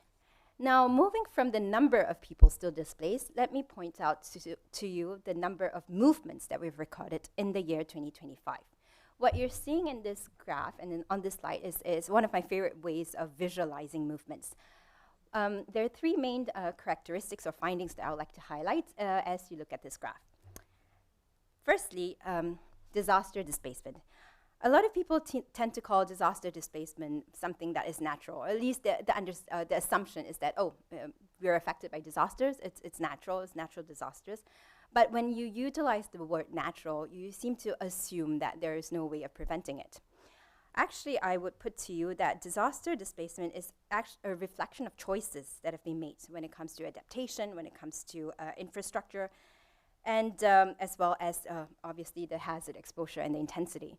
But there is an element of policy making there that affects how people actually end up moving and whether they are forced or voluntarily moving due to disasters. Sorry. The other point that I want to highlight here is, as you can see, this is quite a global phenomenon. Disaster displacement, characterized by the blue bubbles, happens globally. We've recorded displacements across 146 countries and territories that we monitored in 2025. And this is truly indicative of displacement being a global phenomena. It can affect anyone, anywhere, anytime. The last point I want to make here is on the scale of displacement. As you can see, the bubbles actually indicate the scale and magnitude of displacements, so the movements. And you will notice that a lot of the larger bubbles are concentrated in countries that are big, and hence the geographic population is quite large. But this does not mean that the displacement risk is higher for these countries. In fact, for small island developing states, while the displacement figures and scale is pretty small, the risk of displacement is actually disproportionately high. While this does not maybe sell that message, I do like to point to that fact that while you have small island states reporting small levels of displacement, the risk is in fact disproportionately higher for them. Right. Now bringing you to what happened in 2025. We recorded 29.9 million displacements in that year, and you can see that this is concentrated very much so in the top 5 countries, very typical large countries like the Philippines, China, and Pakistan. And what has also been quite interesting, if you look at if you compared it to 2024, in fact, we had experienced a decrease in disaster displacement by about 35%. Now, what is fueling this decrease? Basically, the decrease is fueled by 2 factors. One, flood-related displacements actually fell in 2025 compared to 2024. 2024 was quite an exceptional year when it came to wetness and the higher precipitation. So we had recorded a lot of flood-related displacements back in 2024. But this wasn't the case in 2025. It was quite relatively seen to be a milder flood season. What was in contrast, quite exceptional, was that disaster displacement in the form of storms, in the form of wildfires, actually reached a record high. In areas such as in the Americas, for instance, a lot of these movements were related to preemptive evacuations. For instance, in Chile, in Cuba, we recorded large numbers of movements of people due to better evacuation protocols. And so this contributed to large numbers being found in these countries. Now, I want to draw your attention here where you look at the different hazards. So explaining to you, as I've had before, that the flood disaster displacements was much lower than in 2024, but you see quite a proportionate increase in storm-related displacements as well as wildfire-related displacements. I would like to draw your attention to the weather-related displacements. In the context of climate change, this is where you see, where the link is the strongest. 91% of our disaster displacements that we recorded in 2025 are due to weather-related hazards, which means that these are susceptible to climate change. They become more intense and more frequent. Yes. Now bringing us to the point of climate change and disaster displacement. As I had mentioned, climate change is making weather-related hazards more intense and more frequent. So as we see more of these shares of weather-related hazards contributing to disaster displacement, there is a risk and likelihood that this will continue and exacerbate in the coming years. By 2050, the World Bank has projected that over 216 million people could potentially become internally displaced or become internal migrants due to the impact of climate change. However, when you look at the evidence and specifically on climate-related hazards, it is still very much lacking. The reason why this has been a challenge to attribute climate change and displacements is the fact that very often climate change affects, the processes related to climate change are actually very slow and very gradual. So you might have sea level rising very slowly, but the likelihood that people are going to displace immediately is very low because there are adaptive measures that are being taken, preventive measures. As Erica pointed out too, there are ways in which people resist having the need to move. And by the time when people actually end up leaving, that time frame is very substantial and is very long, that it becomes very difficult to identify that eventual movement, the original cause of climate change. What is another reason that makes it very difficult to compile information on climate change and displacement is the fact that you could have climate change affecting one location, but the impacts are not experienced here, but very much miles and kilometers down the range. For instance, we had in Pakistan where the glacial melt was causing a lot of floods, but it was a source of water for people downstream. And when the glacial the glacial melts started to diminish, that meant that villages further down the stream were no longer able to access water, and this caused eventual movements. Would you attribute that to climate change, or would you attribute it to the fact that they have no water and so they left? So it is this kind of very challenging ways in which we get data that makes it very difficult to attribute attribution of climate change to displacement. At IDMC, we're committed to generating better evidence and understanding around climate change, and we have been working with the World Meteorological Organization to help us identify climate anomalies or climate events that are extreme weather events. This will help us, we hope, to be able to attribute better those movements related to climate change. On the other hand, we have been working quite persistently with governments and data partners, coming up with different methodologies in which we can track movements related to climate change. We have a very well-established methodology when it comes to detecting movements related to drought displacements, and we hope to be able to expand on other types of displacements such as sea level rise and extreme weather. Now, I want to pause very quickly on the data availability challenge. A lot of the speakers before me had talked about the fact that data gaps actually make action very difficult. And in 2025, this data gap was actually quite apparent and quite strong, where we detected 15% of countries reporting a reduction in data. What does this actually mean in practice? What we identified in these 15% of the countries is the fact that fewer assessments were being done. When assessments were being done, they were smaller in scale and location. So instead of looking at countrywide, they were looking at very specific hotspots. And sometimes you also had data sources that kind of ceased and stopped reporting. And this meant that the understanding we're getting and the numbers we're able to put together are really based on what information is available. So it is the best conservative estimate that we have, but it seriously underestimates the true scale of displacement.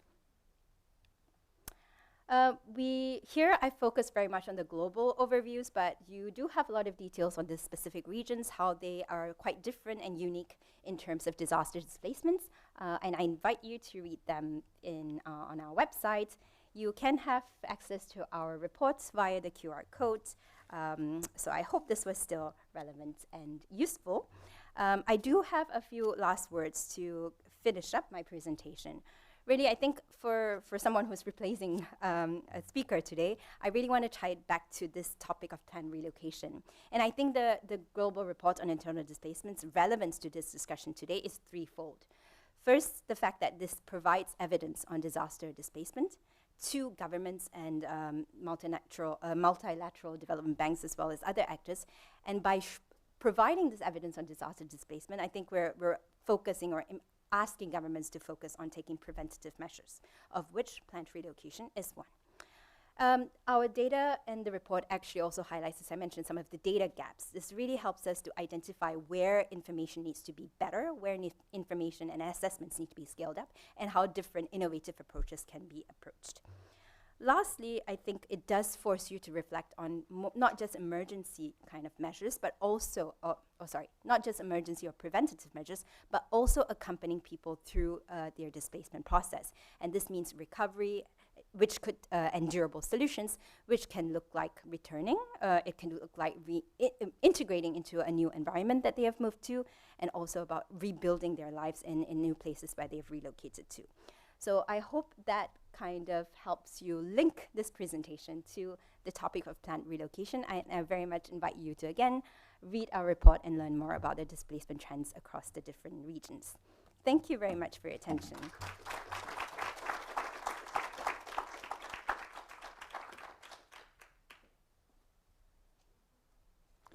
Thank you all very much. And I want to thank Lechmi again because she stepped in at quite literally the 11th hour. That is to say that at 11 a.m. She agreed to speak. This event started at 12, and we hope that Sarah, who I think is watching online, can come and present on the very interesting work done by the CCAF in the Caribbean in the future. But we're very glad that Lechmi was able to present this fascinating work by the IDMC today. So I'm Sam Huckstep. I've been in touch with many of you. I'm based here at CGD in the London office in the migration team, and I'm going to be speaking about financing for planned relocation from a fiscal perspective with a focus on the MDBs, and about some of the tensions and the trade-offs, the implications of the need to use loans is the case that I'll be making. This builds in large part on work that Steve Goldfinch, already mentioned now at the ADB, and I did last year. And we hope that we will be continuing to deepen this research agenda over the coming years. While my slides load, are they up? Oh.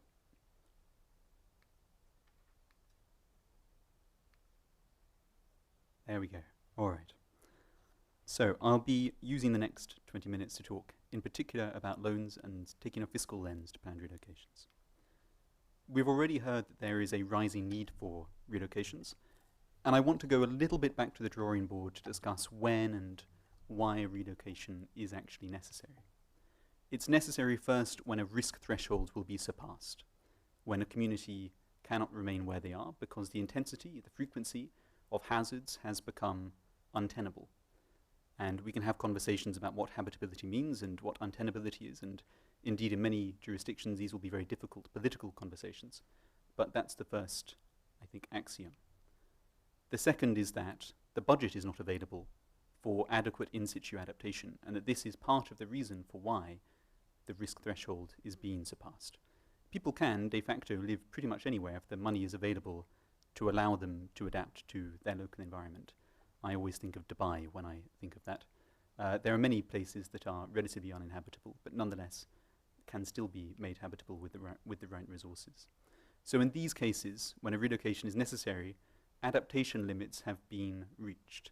Whether they are soft limits or hard limits, there is a policy reality that people cannot stay there because the resources are not available to make that possible. And they're also going to be happening if we're thinking about relocations that are supported by governments that are not purely community managed, by states or in states that recognize that they have a responsibility to their citizens. Many states might not recognize that responsibility, but the counterfactual to a relocation is what we just heard. It is that in situ habitation becomes increasingly difficult, and ultimately this population might in the end be forcibly displaced and have to move elsewhere. And we hope that states recognize that they have a responsibility to ensure that that does not happen. And as we've already heard, these will in fact inevitably become increasingly frequent as the impacts of climate change intensify. If we move on to the question of financing, if these are going to be happening, why is it difficult to obtain money? The first is that, of course, relocations are expensive. As we've heard, the numbers are slightly tricky, but 23,000 in one of the cases that Erica mentioned. I understand that it was approximately $30 million that was made available in Senegal for something in the region of 100 households. These are relatively large sums. There are multiple requirements for a relocation to be successful across ministries. If you are moving an entire community, they will need to have services in the place of destination. They will need potentially new clinics, new schools. There will need to be perhaps grid build-out, the purchase of land, and so on and so forth. And all of this requires cross-agency collaboration. All of those services that I just mentioned are often the remit of different ministries. And it's very hard to effectively allocate resources when you have multiple ministries that need to have some budget made available for a coherent program for one community. That's something that we're aware needs to improve quite dramatically. And then finally, as Sarah emphasized, there are long time horizons for success, whatever we consider success to be, and that's a further challenge. And then, in addition, the counterfactuals are often very hard to assess. There's a data gap. There's often a capacity gap when it comes to modeling risks. And there's a challenge in assessing the fiscal implications, which we'll get onto in a moment. We've already seen a version of this map. This shows the planned relocations that were identified in that 2022-2021 PDD study. But here we see where these countries sit on the World Bank's income classification. As you'll see, these are happening across the world. They're happening in high-income countries, and indeed will continue to, but also in upper middle income countries, lower middle income countries, and indeed also in low-income countries, and in Venezuela, which is NA. And the funding options in all of these countries basically resolve down to 4 buckets. On the one hand, you have community resources. And as we've heard, it's often challenging for communities to raise that money. Perhaps they can rely on remittances, but not all communities do have that financing flow to tap into. You might also look at international grant transfers. Then there's domestic resources, which boils down really to taxation or the redistribution of existing budgets. And then finally, you have loans. And in practice, most planned relocations will involve some combination of these different financing options. But increasingly, some of them are harder than others. If we look at community resources, firstly, as we've heard, they've contributed already in many contexts, but they're often difficult. The scale of a planned relocation, the expense that we've heard at the household level and at the level of public goods is very hard to meet. And many of these communities will see increasing erosion of their own resources as they have to keep rebuilding as climate shocks continue. Then you have international grant financing. This graph is actually about a year out of date. It's a projection for 25 and 26. We have slightly more up-to-date data now. But what you'll see is that pretty much across the board, from year to year, from 2023 onwards, international grant development financing is being cut. And that has implications also for adaptation financing. Adaptation financing actually fell from the years 2022 to 2023 by 2 billion. That was prior to the enormous round of cuts that we've all been aware of in the past couple of years. But even in 2023, adaptation financing came nowhere near to the amount that was needed. Not all of it, furthermore, was grant financing. But if we compare that to the number that the UNEP says that we will need by 2030 onwards, we can see that there is a vast gap. Loss and damage financing is also very small, and what this adds up to is the sad fact that grant financing will not be coming to the rescue for most of these cases. Then you have domestic resources. Again, here we have the countries that were identified in the PDD study. We have, on the one hand, general government gross debt as a percentage of GDP, and then on the other axis, we have it as a percentage of average tax revenues. And you'll see that many of these countries in question are also operating in quite fiscally constrained landscapes. They have many competing needs. They have budgets that are already stretched. And the key thing to emphasize here, I think, is that budgets are fungible. Any money that is being spent on in-situ adaptation in an area that is untenable, in which investments will continue to have to be remade as successive disasters erode the assets that are being invested in, is money that could have been spent elsewhere in the budget. And when you have competing needs to build, for example, a hospital 100 kilometers from a given community, it will be politically very difficult, and I think also normatively hard to justify continuing to place resources in areas where one could know in advance that these resources will not be able to make a continuing contribution. So domestic resourcing for many countries will also be challenging. That brings us to loans, which offer a much larger pool of funding. We'll go through this very briefly. They are so far looked at with some skepticism, and perhaps justifiably, because it hasn't been, I think, thought through in much detail so far. They need to be repaid, quite importantly. We'll come on to that in a moment. And many climate vulnerable countries are already very debt constrained, and they're expected to become more debt constrained due to the fiscal impacts of climate shocks. And yes, there we are. Climate shocks will drive interest rates up. And finally, they force a much greater degree of fiscal rigour than is so far the case for almost all planned relocations. We'll come to that in more detail. So if you are trying to apply a fiscal lens, if you are trying to view this in a more rigorous way, what are the key things to keep in mind? And how might that inform countries' approach to MDB financing in particular? The key shift, I think, is this, that you need to have a strong attention paid to the counterfactual option. And the counterfactual to relocation isn't an absence of costs. It's not the case that you can forego the kind of funding investments needed, as described earlier, even if they are large, and hope that because of that your fiscal state will remain unchanged. If a community is remaining in a highly exposed area, then the public sector is continuing to face continued in-situ adaptation costs.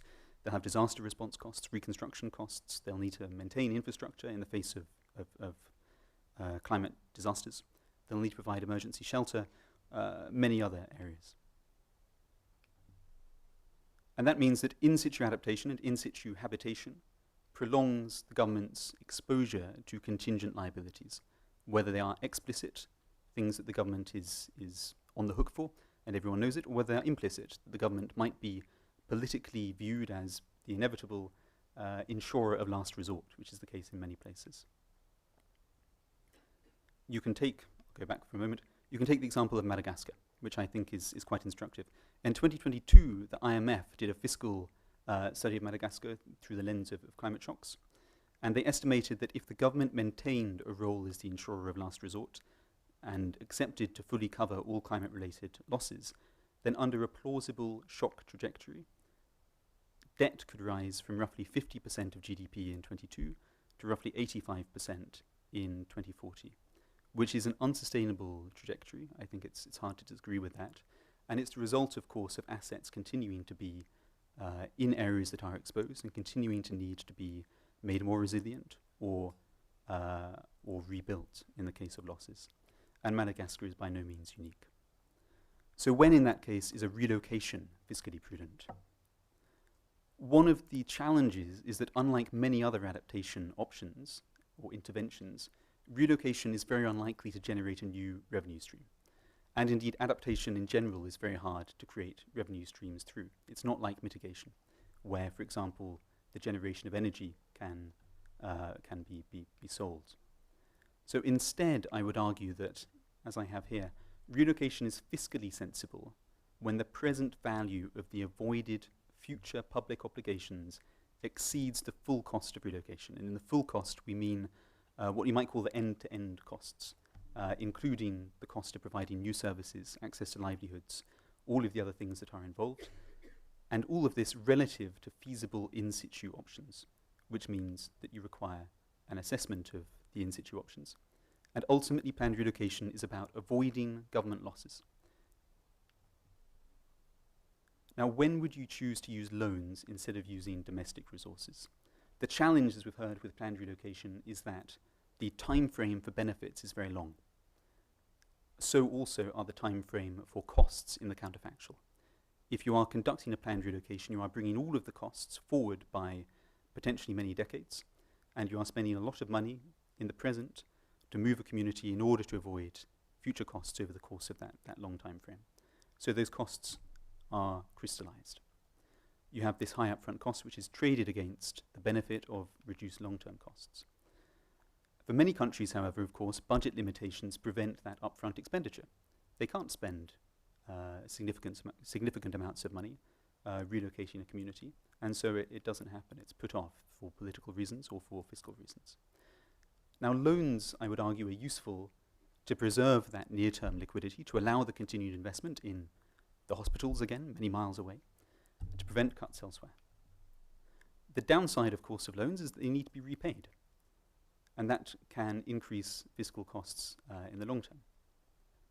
And this balance, the need to assess when it's justifiable to take on a loan in order to reduce that long-term exposure to these contingent liabilities, I think places imperatives upon planned relocation processes that we haven't yet thought through fully.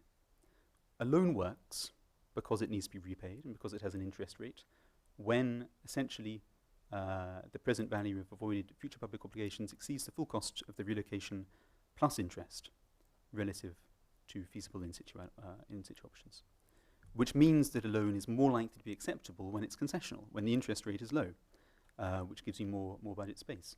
And, crucially, when the cost-benefit analysis transparently and rigorously shows, to the extent possible, that this is fiscally justifiable. In addition, of course, as Sarah has also pointed out in a different context, when the timeframes of the loan align with those benefit timeframes, when the loan has a long maturity. That brings us to the challenge of cost-benefit analysis. And so far, cost-benefit analysis has been, in many contexts, neglected in the case of planned relocation. Where it has been conducted, it's often been conducted somewhat shoddily. Of course, there are significant data constraints, and that's something that really has to be mitigated. Or the results have been ignored, and things have been done regardless. It's fundamental, but it's underused.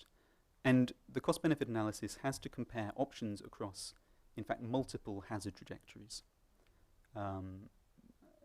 These include the option no action. What is the cost for the state if they simply leave the community there? They might continue to provide basic services, but they don't invest in adaptation support. What are the different in situ adaptation options? What's the cost of mangroves versus a hard concrete seawall? What are the maintenance options? What are the hazards and the losses associated with that in the event that those in situ options are overwhelmed? And then finally, relocation. And that should include multiple forms of relocation in consultation with the communities, because a whole of community relocation, of course, is not the only option.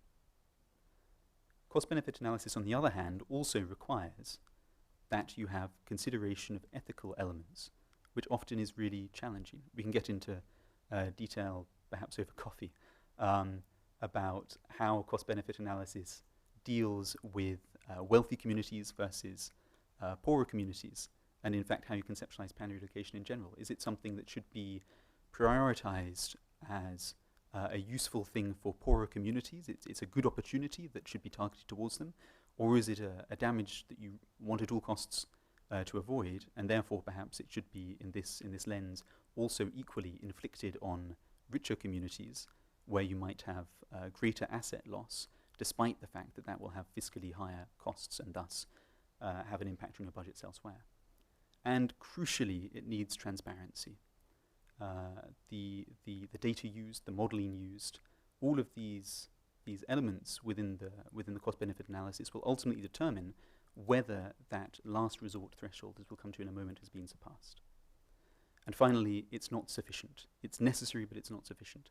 There's a risk, and we'll come to this in a moment, that cost-benefit analysis becomes a top-down tool in which a ministry determines from a great distance that a given community cannot be kept tenable, and therefore that they are told sometime later, we're sorry, but you're going to have to move, and that this is deeply inequitable. The challenge with cost-benefit analysis, and indeed with the fiscal lens, is that there's also the flip side, which is disinvestment. On the one hand, you have investment in relocation or in situ adaptation. On the other hand, especially when a relocation will be necessary, you have disinvestment in the current area of habitation. And for fiscal reasons, and also for the cost-benefit analysis ratio, you have a very strong incentive to reduce the presence of stranded assets. If you have a community that you think will need to relocate in 10 years' time, there's not much reason, there's no fiscal incentive and potentially not a normative reason to invest, for example, in the construction of a new school. Might there be a reason to invest in the repair of that school if you know that that's expensive also, perhaps for your given budget, and it will be abandoned after a certain amount of time? So there's a fiscal preference to identify these areas for relocation, and equally for abandonment, quite long in advance, which is politically very challenging. And I would argue that given that case, you need to have predictability about when and how an area will be declared to be untenable, and you need to have transparency, which involves thresholds, the use of clear thresholds and consultations. And these consultations shouldn't just be with the community in question. You also need to be considering the wider implications for the broader tax base, because ultimately if you're financing this through loans or through domestic resources, much of this will, of course, be being paid by people who are not in the community, who will themselves have views about what is justifiable. We're starting to see that now in the US in the context of Florida, in the UK in the context of Norfolk. And all of this is politically challenging. One good example in this case, I think, or a potential good example, is that of the Marshall Islands, where their national adaptation plan says that at given thresholds in terms of decades, they will assess the entire country and they will determine which areas will be recognized for disinvestment, which areas will be told they have to move. And those conversations haven't fully started yet, but I think we can expect them to. The difficulty, or the danger really, is that you get shadow disinvestment, in which without consultation, without a clear and transparent framework, those who are in charge of the fiscal realities start to pull out, not because there's been a declaration that something will be done, but because they have responsibility for where their resources are allocated. And they, without telling the community, take the example of the school or the clinic, will simply choose that this community will not be prioritized for financing. So what does that mean for the last resort concept? I fear I may run slightly over. The last resort concept is, as we heard earlier, a very important safeguard. You need to have community acceptance of the need to leave. At the same time, as we heard from Lechmi from the IDMC just a moment ago, choices at the individual level or at the community level are shaped by wider systems. They're shaped by the decision made to allocate budget for in situ adaptation and support or not to. And these decisions might have been made a long time before, decades before, and many governance levels above. They might have been made by the finance ministry that decides that a given area, made by some junior bureaucrat that is completely unaccountable, will not be prioritized. And that means that disinvestment ultimately can be de facto coercive. And that the last resort concept, when a community recognizes that it does have to move, what is its choice there? We can talk about the spectrum of voluntary to forced mobility, but in this case, I think there are some really important questions to discuss. And again, when CBA is being used, that's why it's so important to have transparency about the modeling being used and the data that's being used, because ultimately that last resort choice comes down, or should come down, to that in addition to the discussions. So perhaps you might replace the concept of last resort with that of unavoidability. But that question of when relocation is unavoidable is an ethical and political consideration just as much as it is a fiscal or a climate one. Let's talk briefly now about safeguards. For this reason, given that loan-financed relocation and adaptation implies this need for great fiscal rigor, there's a need to have safeguards that protect communities from the potentially negative effects of that. The last resort decision needs to be transparent, it needs to be predictable, as we've discussed. There's the need for consultation with the community, but also with the wider political system. And there's the need to minimize disruption and uncertainty for the community. In many countries, red zones, as they're often called, are starting to be used, in which a given community is told potentially decades in advance that over time reinsurance will be withdrawn, that services will be withdrawn. And on the one hand, this can minimize disruption for the community. They can know that they shouldn't, in fact, invest in a local business that is location dependent. On the other hand, of course, that has real implications for their assets, and that has potential implications for government liability. And we're seeing that also in the US with relevance to takings law. You also need to have attention to livelihoods, which must be protected. And indeed, that's already part of many MDB's regulations, guidance. And you have to have attention to non-economic loss and damage.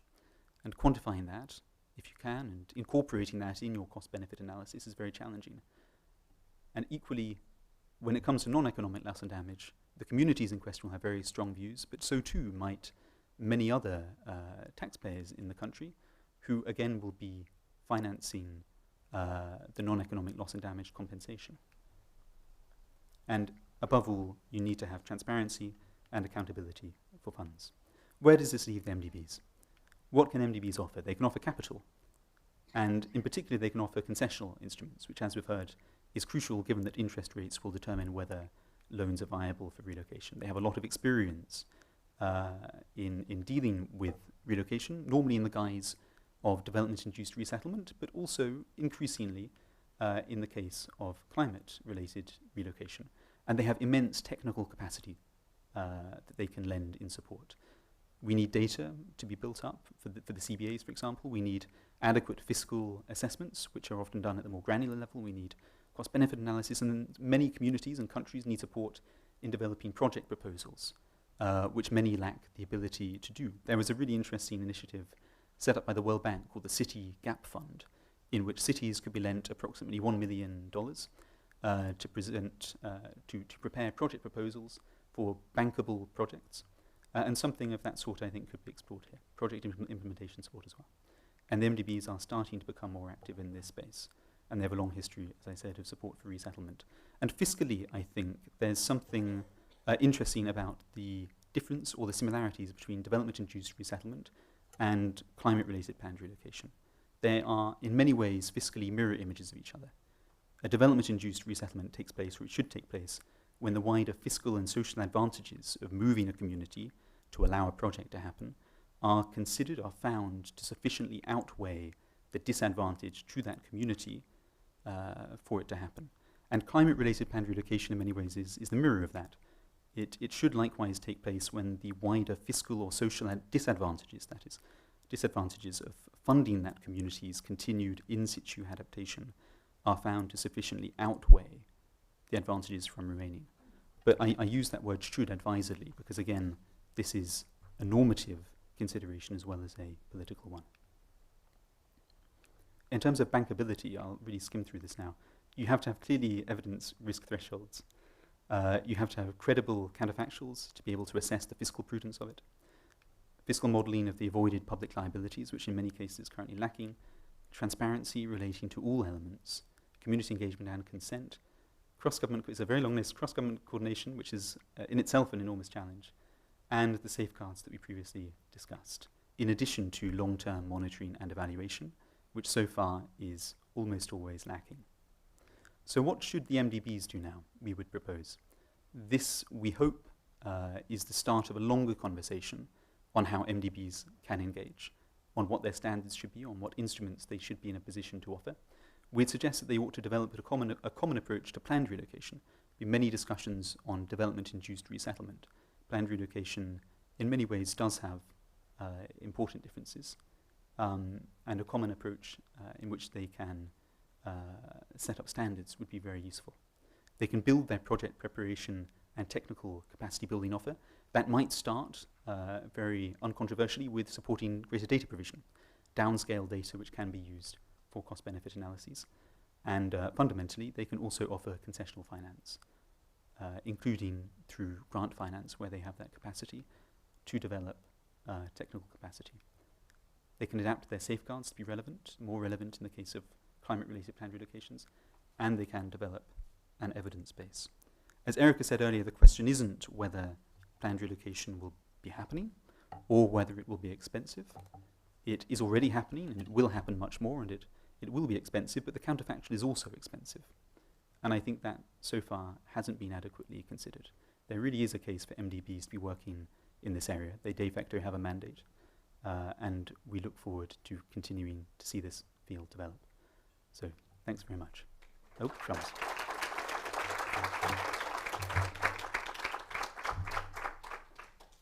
And the final session, moderated by Steve, will be a Q&A with the audience. And I think in this case, given how much expertise there is in the audience, we might want to welcome statements in the form of questions, unusually, or just in the form of statements. But we're looking forward to hearing your thoughts.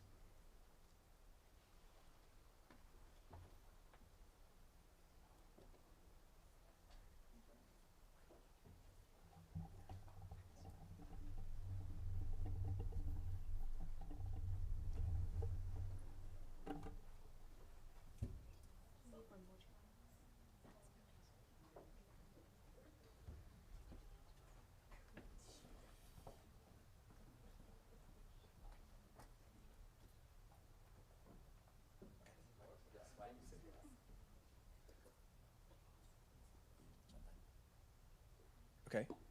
Hi, everyone. So I'm Steve Goldfinch with the Asian Development Bank, and let me start by thanking CGD and the other partners for convening today. I think it's been really interesting, lot to unpack, and so this is why we put this session in at the end. Given that we've had these great presentations, I think there's an opportunity now to hear from the audience. And for those online, please, by all means, submit your questions, and someone will pass them to me. So why don't we open the floor and see where this conversation takes us? I think there's a lot to discuss, so we'll start with you. And when you take the floor, please just introduce yourself, just so we know who you are.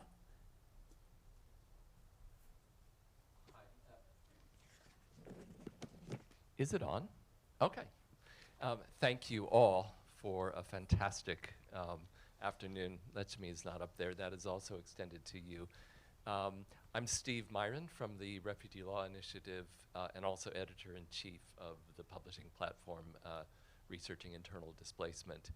So, Sam, this may come across as a statement, but it really is a question for you and others. This cost-benefit analysis, great. I mean, you really summed up the dynamics of decision-making really well. But it occurs to me from my own research and my own work that there's a seriously missing element, maybe many of them, but the one that I'm going to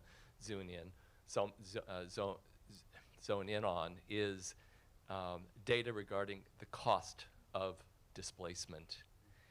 And it's actually deeper than that. It's what Letchme talked about, the number of displaced people that I would argue is vastly undercounted. In particular, the people for whom displacement has become protracted. The number that Letchme introduced on Bangladesh, 5 million, was a major breakthrough this year thanks to good work that IOM and IDMC have done to identify the number of displacement. Last year, in the previous grid, reporting the Bangladesh government's number, it was 176,000. And so, measure of last resort, interventions to avoid future costs. If we're turning our head away from the cost of protracted displacement and the state duty bearer obligations and the polluter obligations that go with that, we're not going to get at, we're not going to have the right data to make a cost-benefit analysis. And so, the message, the last resort maybe isn't even considered. Rather, anonymous displacement happens instead. So I just wanted to raise that because it feels like since all of these mobilities are interrelated, if there's data missing from one mobility, kind of that whole equation is affected. So.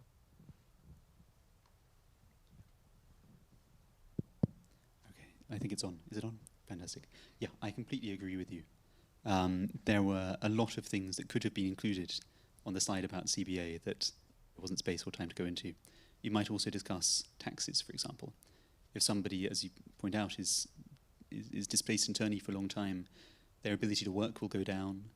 That has fiscal implications as well.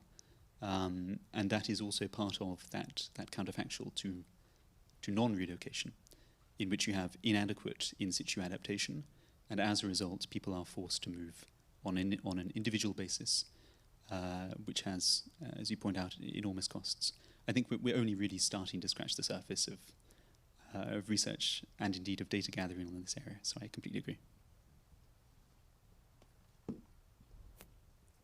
Did anyone else want to jump in on that? Erica, I see you. I think it's I will use a different microphone. It's a really good point. Planned relocations can be a strategy to avert future displacement, or they can be a response for IDPs, solution for IDPs, or a form of displacement when they're poorly planned and executed and supported. But when you're doing this cost-benefit analysis, you need to know that it changes depending on whether displacement has already occurred. in a planned relocation setting. It's a lot easier to document the costs, the human costs of protracted displacement when people have already lost their homes. How do we do that calculus when people have not yet lost their home? I think it's the most important question we could be asking. Yeah, please, Sarah. Just to add on this point about we don't have the right data, because I have been stressing in my own presentation that this was 34 cases, like it's very limited data.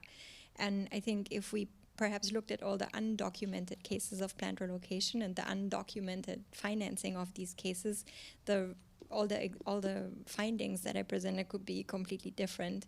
In the coffee break, we had a very interesting discussion about labels, about how some governments look at this as climate adaptation, others as disaster risk reduction. It seems to be a bit trending now to group that under loss and damage. We have heard that the funding is far from what will be needed. So it depends really, exactly like you said, on what data we try to gather. With respects to different labels, different policy processes, and also temporality. I really like the points that you made, Sam, about it depends if we're looking at what's effective and helpful by next year versus by in 200 years. So just to emphasize the point. Thanks. Okay. Yes. Hi, thank you so much. My name is Lily Liu. I am an independent researcher. This question is for Sarah, but for everyone else as well. I really appreciated your calling out in the funding allocation section that it's not just about housing, it's also about supporting long-term well-being, including the socio-emotional support for individuals who are relocating long-term. Given, of course, a lot of the funding gaps, I'm really curious, what are some sources of funding from which actors might you suggest to look first to gather some of these other kinds of support beyond housing, beyond infrastructure building, and what are some recommendations you might have for forging a financing path forward? Yeah, thank you so much for pointing this out. I think this was a major finding from the study, that there are these areas where allocations seem to be relatively more easy. Funders seem to understand that, we must create these houses, hence land, timber, labor to build the new construction. But throughout the cases analyzed, and now I'm drawing on other research as well, the mental cost, we've heard traumatic experience, the things that will be very hard to quantify, all the non-economic, lived experiences of people. And I think from the study that we did, the only small finding is that we recommended, I think I said it, to look for innovative formats with non-traditional partners, because I think there's an understanding that maybe traditional donors, or also, and please tell me if I'm wrong, but this is something difficult to present to development banks as a fiscal rewarding investment. And so I think the idea here is to really pull philanthropic actors in, NGOs, civil society networks. Anecdotally, we know that there's a couple of collaborations with faith-based organizations that have means of support and need to just, be pulled again back to labels. Maybe they have been working in a resilience labeled or adaptation labeled or local development labeled field of work, and didn't necessarily ask for funding or put that together with the needs of relocating communities. There's sometimes planned relocation can also happen to host communities, not necessarily, but it could happen. So one could build on partnerships or support networks with existing communities. I think that list is very long. It could be explored, but in my opinion, it's about making linkages with or kind of matchmaking to be sure that there's a coordinated, I think that's also important, a coordinated financing. It's not enough if you just put the new houses, but it's also not enough if you just do counseling. It needs to come together eventually. But I'm happy to invite others for research examples and experiences that you have on this question. Maybe I'll just add, in a disaster recovery context, this comes up a lot as well. So when the banks are involved, governments want to take loans or to use their grants for assets, essentially. It could be housing, roads, whatever. And there is always a gap on the psychosocial aspects. And I think, there's a recognition that the banks probably aren't best placed to support that. But that doesn't mean that it's not needed, right? And then I think it comes to what you're saying, how do you bring in other actors who are perhaps better placed to provide that, but also recognizing that it is critical to the recovery process. But it's a gap. I mean, we just see it, time and time again. Eric, I see you. I'll just highlight a good practice in the context of the relocation in Gardi Sugdub to Isperyala in the Gunayala region of Panama. The Inter-American Development Bank worked with anthropologists, they worked with human rights lawyers, and they worked with social support experts to provide technical support, not financial support, to a relocating community. I see a role that MDBs could play in that space as well, with matchmaking different consultants and experts. No, on the technical assistance side, I think that's definitely there. Yeah. Okay, maybe we'll just move this way. So we'll start with the lady here. Thank you very much, everyone. I'm Lindsay Jenkins with Georgetown University and Vantage Collaborative. I, first of all, want to thank you for laying this out so comprehensively, putting all of the different factors on the table. I do want to pick up on a couple things. One being the fact that on the one hand, you have so much focus on locally led action, community-led action, things like that, and yet you have these barriers also for cities and localities and municipalities to access this kind of finance. So I was wondering if you could speak a little bit to that and some of the ideas that might be on the table for cities and municipalities to kind of access that funding. And then additionally, in a moment of resource constraint, in a moment of high debt, thinking about, again, mobilizing other actors into the space and kind of innovative approaches, and would love to hear the idea, remittances came up over and over again, and are there models where the diaspora can be, the catalyzed and structures could be catalyzed to help, have more of an impact and more of a say in how some of this happens in a structured way. Are there also considerations around debt swaps, debt restructuring, things like that? So I put a lot on the table with my question, but I'm going to have to leave in just a moment, Sue. Great. Thank you. Okay. Who wants to jump in on, so we have on the urban side and then on the alternative sources of funding. Thanks. On the cities side, the gap fund that I highlighted that the World Bank set up is a useful example in this regard as well, because it's actually aimed at cities. It's a fund that allows city-level governments to put forward proposals for money related, for lending related to climate adaptation. The recognition in that case is that lower levels of governance are often very capacity constrained as well as resource constrained. They might not have a big enough team to put together a proposal that meets World Bank needs. And so I think that's something of interest. In terms of getting money down more to the local level, there have been various other options that have been proposed, pooled funds, or working through national development banks is another option that's been proposed as well. But I think there's a lot to explore. This is still a very new area in many ways. In terms of alternative measures, I think remittances are interesting when there is a strong link to the community of origin and a trust that they will be used well. Accountability in remittance use, especially for public goods, has always been one of the real challenges in that regard. But I was also speaking earlier with somebody from the IFC who was wondering whether perhaps green bonds could be used. The challenge there, of course, is that when it comes to, for example, MDB financing, you really want to have a series of eligibility hoops through which a country has to jump in order to be able to access this financing. You want to be able to say, these processes must be consultative and so on and so forth. In the case of bonds, that's often much harder, but green bonds, it seems, may offer a potential path forward, which is something to explore. Just on remittances quickly, I think there's just a really interesting and important question, and even in situations where there is a formal bank involved, Senegal, Saint Louis case study, for instance, we still found that a lot of community members were relying on remittances from their family members overseas to supplement whatever support they got from the government or the bank. I wonder what is out there in terms of ways to reduce fees for remittances, specifically for regions that have been devastated by cyclones or have experienced extreme events. I think this is an interesting lever that should be explored further, and I'm sure there is scholarship out there that we could draw from in the planned relocation and apply to the planned relocation context. I could just add on remittances that because this was one of the mechanisms found in the study, and there were 3 caveats in the findings. Number one, we're talking about small amounts, so they're heavily used, but it's not going to be the bulk of the funding needed. The access to remittances is typically unequal among different members of a given community.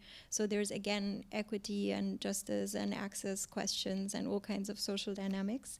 And then this point, overarching point about justice and equity, overemphasizing remittances places the burden for relocation funding on at-risk and affected individuals, whereas there's this idea to generate a sense of responsibility at other levels of society, I guess.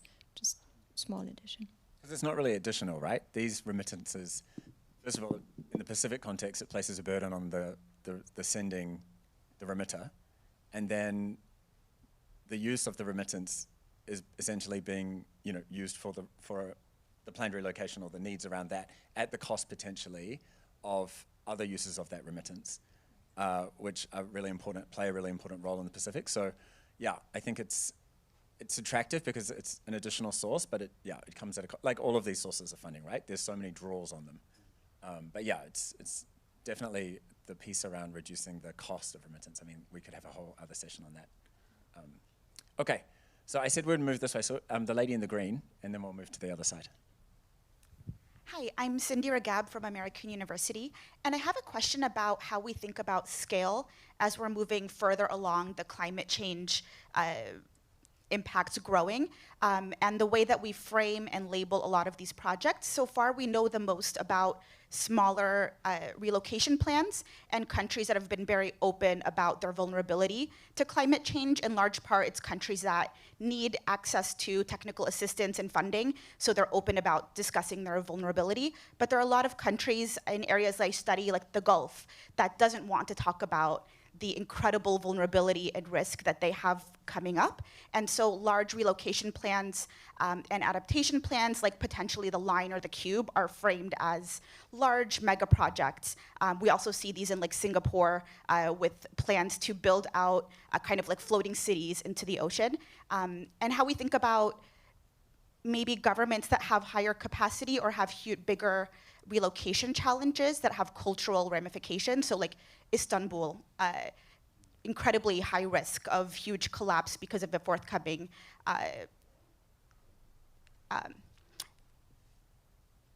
I'm losing the word.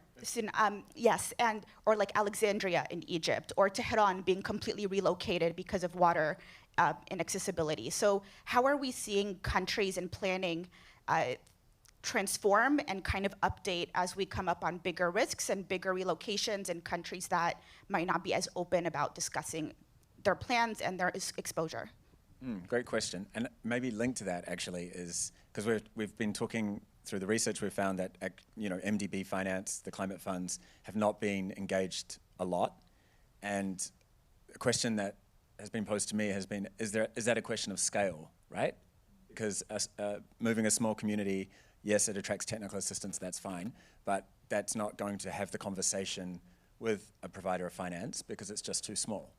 And then you have countries like Fiji who have identified, I think there's 5 communities that they want to do the assessment, the communities have asked to be assessed for potential planned relocation. I think there's another 40 in the pipeline.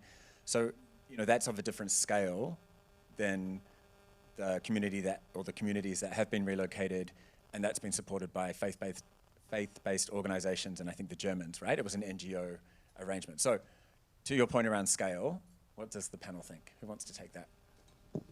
I think there are multiple ways to answer this question, right? Scale can be many communities in their own small independent spaces moving or having assessments conducted around the same time, and you can think about many small instances as one larger scale, or one very large location, an entire city, Jakarta, an entire country, Kiribati, considering moving. And I think both conversations are happening. I would argue that the former, what you've just described in Fiji, Steve, is perhaps a more compelling entry point right now and more responsive to the needs. When we think about entire cities, it's often, in the instance of Jakarta, the political capital that's moving. It's not the entire population. What happens when all the institutions and the money and the power moves to a new location? Who is left behind in that process? And right now, at least from, again, my limited understanding of that particular case, there are not plans to move informal settlements and the broader population that's living around Jakarta today. If you zoom out even larger to the nation state, I think we're seeing often that will not take the form of a planned relocation. It will be individual visas and other climate mobility pathways that are more likely to occur with cross-border, rather than a cross-border planned relocation. So I don't, at least to date, I don't think that's as much of a relevant conversation. It's pretty academic and abstract. I'm really curious to hear what others think. I think Jakarta is interesting in part because it's the exception that proves the rule. I think there's quite a lot of cities, or neighborhoods of cities, or just areas that people are becoming increasingly aware at some level that they will ultimately have to relocate, that they are no longer tenable, they will not be tenable. Florida again. But there is a real political reluctance to engage with the implications of that, and generally speaking, the can is just kicked down the road. And we even see that in the Netherlands, for example, which is often pointed at as an example of a country that really is grappling with these things very well. There are plenty of instances in which it's been recognised that somewhere won't be tenable, and somebody says, well, the next administration can deal with that. In terms of scale, I think one of the challenges, as Steve pointed out, is that currently these are fairly itty-bitty projects, a community at a time.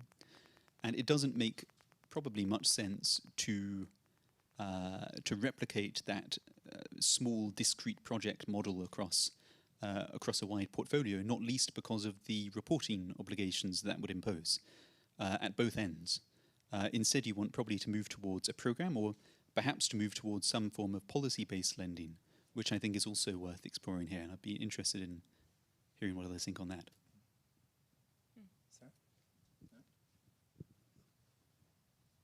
I think it's also really complicated when you talk about this premise of community engagement and community leadership. What does that mean at scale? Communities are not homogeneous. There is so much discrepancy in perspectives about when to move, if to move, where to move, how to move, why to move. I think this is a really important question to be asking and raises all sorts of complications for the community-led, locally led adaptation model. Right, and we don't want to forget what you were talking about around disinvestment, right? And the fact that this is really a last resort or unavoidable, I think, as you said, right? That needs to be the premise here. Yeah, okay. Great, so let's move to the other side. We'll start with the lady there, she was first.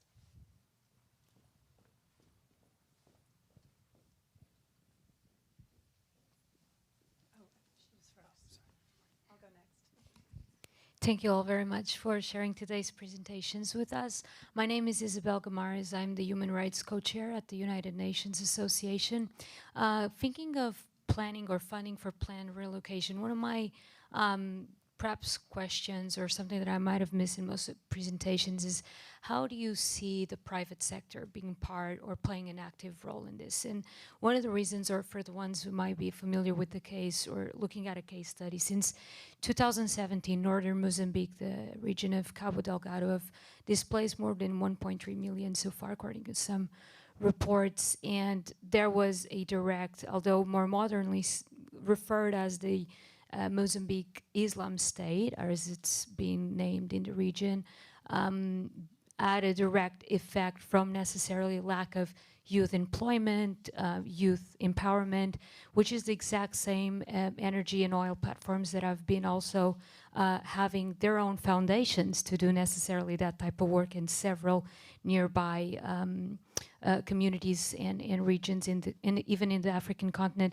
I was curious to hear your all perspective and experiences on understanding what sort of loop there might be to integrate the private sector, perhaps more in a strategic foresight standpoint of trying to perhaps even prevent those substantial financial needs that will come in 5, 10, 15 years after that. Okay, who wants to take that one? Private sector. Sam? I'm stepping well outside of my wheelhouse now. I guess it appears to me that you could have private sector engagement at both ends. In the community, in the area of origin, the private sector will need to be engaged with to ensure that investments, and of course the private sector might be very small, you might be talking about household investments in tiny businesses, to ensure that investments do not end up being wasted where that cannot be afforded. In the area of destination, you might also explore options to incentivize the private sector to invest in the new community location in order to generate more livelihoods. You might offer a small guarantees program, for example, as part of the wider process of ensuring that the planned relocation does meet the community's needs.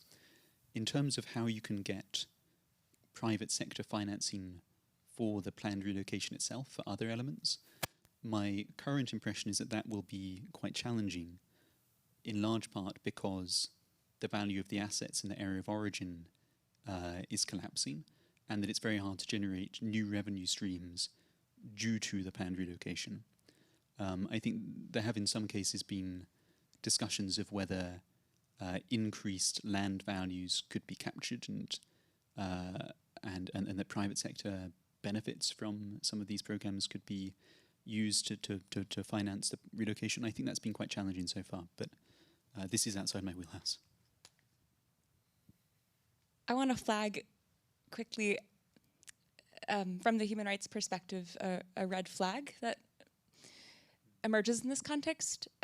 There are some situations where this narrative of planned relocation as climate adaptation is actually being used to mask other motives for clearing land. And I'm just thinking of examples that I've seen in the Philippines where the private sector has come in and they really want to build hotels in this beautiful seashore, and there's a typhoon that came and devastated a community, and now this entire population has to be relocated to a new site, perhaps even against their will, and that new land will now be a beautiful resort. And this is a risk. This is a real challenge that we see in many contexts. So I believe the private sector can play a role for good, but it's also something to monitor and to scrutinize too. Yeah, thanks for highlighting that was an omission throughout the presentations. I think you didn't miss anything. I think no one came with something ready or prepared, and I think you just commissioned a new study with maybe someone in this room to look at that very, again, complex and difficult interplay of factors. I think we can learn, as we're trying to do in the planned relocation field, from other sectors. In the humanitarian field, for example, there are some practices where I'm thinking of ICT now, of telecommunication services, and there's instances where new sites, land is made available, where the private sector could play important roles in livelihood programs and capacitation and provision of, access such as technology and so on. And I think, again, from the presentation, the point about coordinating different, I would maybe look at it also as a source for in-kind donations and other types of expertise, but it's about, again, putting the community at the center, take the decisions, and I think we all want to avoid that we have kind of sponsored, thanks to, insert your name of a big company here, now this village is called and has moved to somewhere else, like big, stadiums, etc. So it's certainly maybe the topic for another conversation. Okay, let's move. Jane, I see your name tag there. Thank you.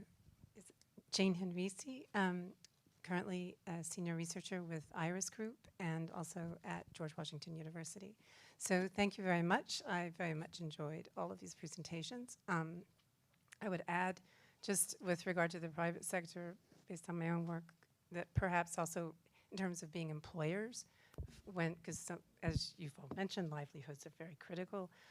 One of the things that I wanted to ask you about, though, I did see a bit of mention about, like precautions with resettlement causing environmental damage and things like that, but I didn't really hear anything. Maybe I missed that, but I didn't think I heard anything about like human rights or concerns of socioeconomic or sociocultural considerations about the receiving culture, the receiving economy, society, et cetera. So I would like to hear, if you could, a bit about that. Excuse me. So kind of the receiving community, host community, or host is wrong because it's a permanent, but yeah, receiving community, what are our thoughts here? I feel like I'm talking too much. I'll point you to the guidance from 2015 that was developed by Georgetown University, Brookings Institution, and UNHCR, which includes quite extensive sections on the responsibilities and the potential challenges that emerge in the context of host communities, receiving communities, and making sure that their rights are also protected in this context.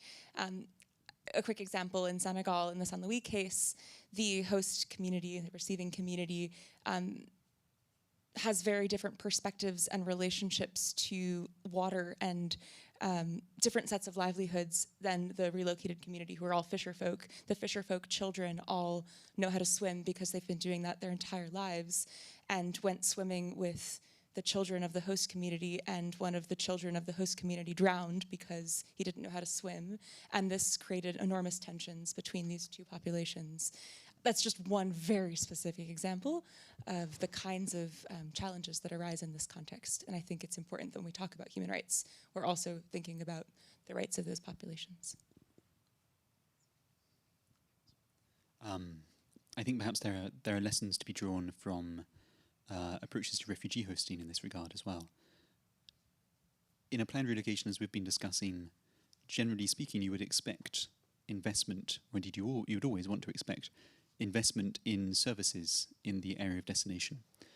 Often these planned relocations aren't necessarily from a rural area to an urban area, or limited to urban. They might be rural as well. So new services will be needing to be provided, and there shouldn't be too much of an impact on the host community in those contexts. But evidently, the host community would need to be involved in the consultation process, and you would need to have adequate investment to make sure that the services and the livelihoods options that were available weren't resulting in a zero-sum game atmosphere. And that's obviously part of why the financing question is so pertinent, because that takes resources. And I think the question of identity as well. So in Tonga, they had that giant tsunami and earthquake, and the government made an exclusion zone for one of the outer islands, so the people came in to the main island. And I was doing some research there with Christelle, and we were talking with the community, and they were referring to another community that had actually another outer island community, I forget the name, but they had relocated like 30 years before. And they were still known by that name, and they kept their own traditions and everything, even though they never assimilated into this, after 30 years, into the broader community that they were living in. And that was fine, like that worked for everybody. That was their identity, and I thought that was really, from a kind of psychosocial perspective, right? It was important to them to maintain that, even though, of course, their grandchildren don't know what the other island was, right? So it was kind of promising for the community that was struggling with the recent relocation to have had that example amongst that. So I just wanted to share that. We're coming to the close, but is there some, I see, yeah, let's have your question. Hi, Ellen Reed, previously with Mercy Corps, where I was working on migration as climate adaptation, really looking at the migration at the individual or household level. And so here we're talking at a community level, and I am so stressed and overwhelmed just thinking about the scale of this and how much has to go into it. So I'm imagining that a government that is faced with this challenge and maybe wants to embark on relocation, knows that there's a problem, knows that there's a floodplain, people need to move. I can imagine that the long time scale of this does not align with election cycles, and it's also just so expensive. So I don't know, the impulse may be, well, let's just wait and see what happens. Let's just wait until we see displacement. Or maybe it's, how can we help people move who want to move, and then not get into the whole planning for a whole community to move. So what would be your argument for embarking on this massive challenge as opposed to supporting individuals and households move, which is already challenging in itself? Maybe I can start because I have an example here. So, you know, long-term planning, risk-informed long-term planning is something that ADB is supporting a lot of our member countries to do. And in the Pacific, we've been doing multi-hazard risk assessments for different islands. And if I go back to Tonga, a multi-hazard risk assessment was done for Tonga. Then, unfortunately, this earthquake tsunami hit Tongatapu, and you know, they had to start rebuilding. Government had to start rebuilding their liabilities, so the schools and the roads. Parliament had to be rebuilt. So because they had the baseline information from the multi-hazard risk assessment, they were encouraged through dialogue to consider moving these critical pieces of infrastructure to other areas further up the hill from the low-lying areas. So they didn't have exclusion zones. They weren't saying to people, you can't rebuild, but they were saying that for the government services that needed to be rebuilt because of the tsunami and earthquake, they were going to be put in safer places. And the idea is that over the longer term, with public policy changes and building codes and potentially other land use restrictions, you'll see the center of the town or city move to a safer area, right? And so hopefully you'll have a kind of more planned process of further growth will be in safer areas and less so in the exposed areas. Now that's a long-term, and it does require, as you pointed out, with political changes, right? It requires some sustained political commitment over many cycles, not to say, oh, now we can build the hotel that Erica was talking about down in there, and then that will then cause, you know, attract more activity. So I think it's a question of planning, long-term planning, and then obviously the finance to match that. But that was just one example. Adelaide? Thank you for asking that. I feel I have something to contribute. I've been sitting here learning. And Sarah and Erica will know this. I think we have to recognize a lot of people are moving already in different forms. And I was with Stephen and Christelle in the Pacific in March, and I talked to colleagues from Niue, for example. They are losing population quite big time. It's a small island. I think they have gone from 7,000 inhabitants to 5,000. And almost none of that is planned relocation. So I don't think it's either or. I think we have to recognize that people are already moving in different shapes and different forms, different temporality. So we have to look at the broader human mobility landscape. And one challenge in the Pacific is that they're losing population from outer islands. Many countries are losing population to New Zealand and Australia, and they're reaching a point where sustainability is really questioned. So I think my contribution to that, I think we talk about planned relocation today, but that's a specific form, and I think Erica spelled out, you know, these situations are a bit specific, but the individual movement is massive and it's going to grow. And I also wanted to say to the lady on the big scale thing, that's terrifying because there is this talk about day zero, isn't that? You know, when the water runs out, and Cape Town was a couple of weeks away from day zero.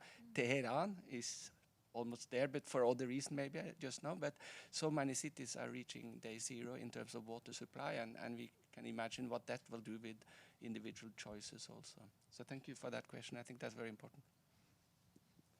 Yeah, maybe I can add on the individual move. I think it's good you bring us with this question at the end of this event back to the big picture. And I think we cannot overstate the need of planned relocation as the last resort when everything else has been exhausted, no matter how we term and frame that and how we make that work for financing and how we will ever assess when all other possible options have been exhausted in the absence of knowing what the time horizon should be. But just to say, migration is a cool thing for adaptation. It's good that people can move, and they should have the information, resources, etc., to take these informed decisions. Again, we agree we need to avoid displacement from happening, not evacuations, because again, that's different. But for planned relocation, I think you're right to be stressed and overwhelmed, and I think we all are, because really it's so hugely complex. When I started thinking about this topic, I also thought, oh, would I like to recreate my community and my whole neighborhood in another place? But mostly what we hear from people in the Pacific, from people in Panama, for example, yes, we want to stay where we grew up, where we have everything previous and forward-looking. But even when that process is undertaken by community leadership and a community says, yes, we need to go, it's no longer working here and it will only get worse, there are these dynamics of individual households, because to make it even more stressful for all of us, it's so complex that relocating a community in reality also means that some community members may return to the old place even though it's no longer suitable for habitation. I think Elliot from Gardi Sogdab shared that a couple of elder females are maybe staying in these houses on the island that are not actually great to live in anymore, thinking about let's make sure that at least the kids can go to the mainland and access schooling and health and so on. And then that does something to the dynamic even of the relocated community when you're not everyone together, but maybe a disproportionate amount of male or young or other, social groups are no longer in the initial constitution. So yeah, it's complex, it's messy, it's stressful, but maybe you have some more ideas. I really appreciate this question at the end of our conversation here, because I think it brings us back to the core conceptual framing of what is a planned relocation. It is inherently about preserving community cohesion. Not all communities want to be cohesive. I think in a lot of urban contexts, I don't know my neighbors. I think this is most relevant in situations where you have indigenous or native communities that have been together for hundreds and hundreds of years, where you have language that binds you, where you have livelihoods that bind you, where you have culture and heritage that's tied to a place and a people. I think what's most important here is that people have options. They have options to move collectively, or they have options to move independently, and that they have realistic choices that they can calculate based on whatever decision frameworks are in their brain, but they're doing it out of a sense of agency rather than being coerced. Buyouts are probably a more relevant approach in the vast majority of urban settings in the United States, for instance. That doesn't mean we shouldn't also be thinking about what a relocation of a whole neighborhood that wants to stay together looks like. They need to be in conversation. I agree with all of that. I have very, very little more to add. Yes, I suppose a relocation of an entire community will be most relevant, A, when the community, as Erica said, wants to stay together, or B, perhaps, when at a stroke, a swathe of land is declared to be red zoned, which encompasses a whole community. At that point, the whole community will need to be moving somewhere at some point in the future, depending on the timeframes in question, and it might very well be that they would prefer to move en masse, and that's something that that policymakers should be ready for, given that there will need to be supply of services and housing somewhere else, whether that is in a fragmented way or in unison. Great. Okay, well, thank you very much to the panel. That was great.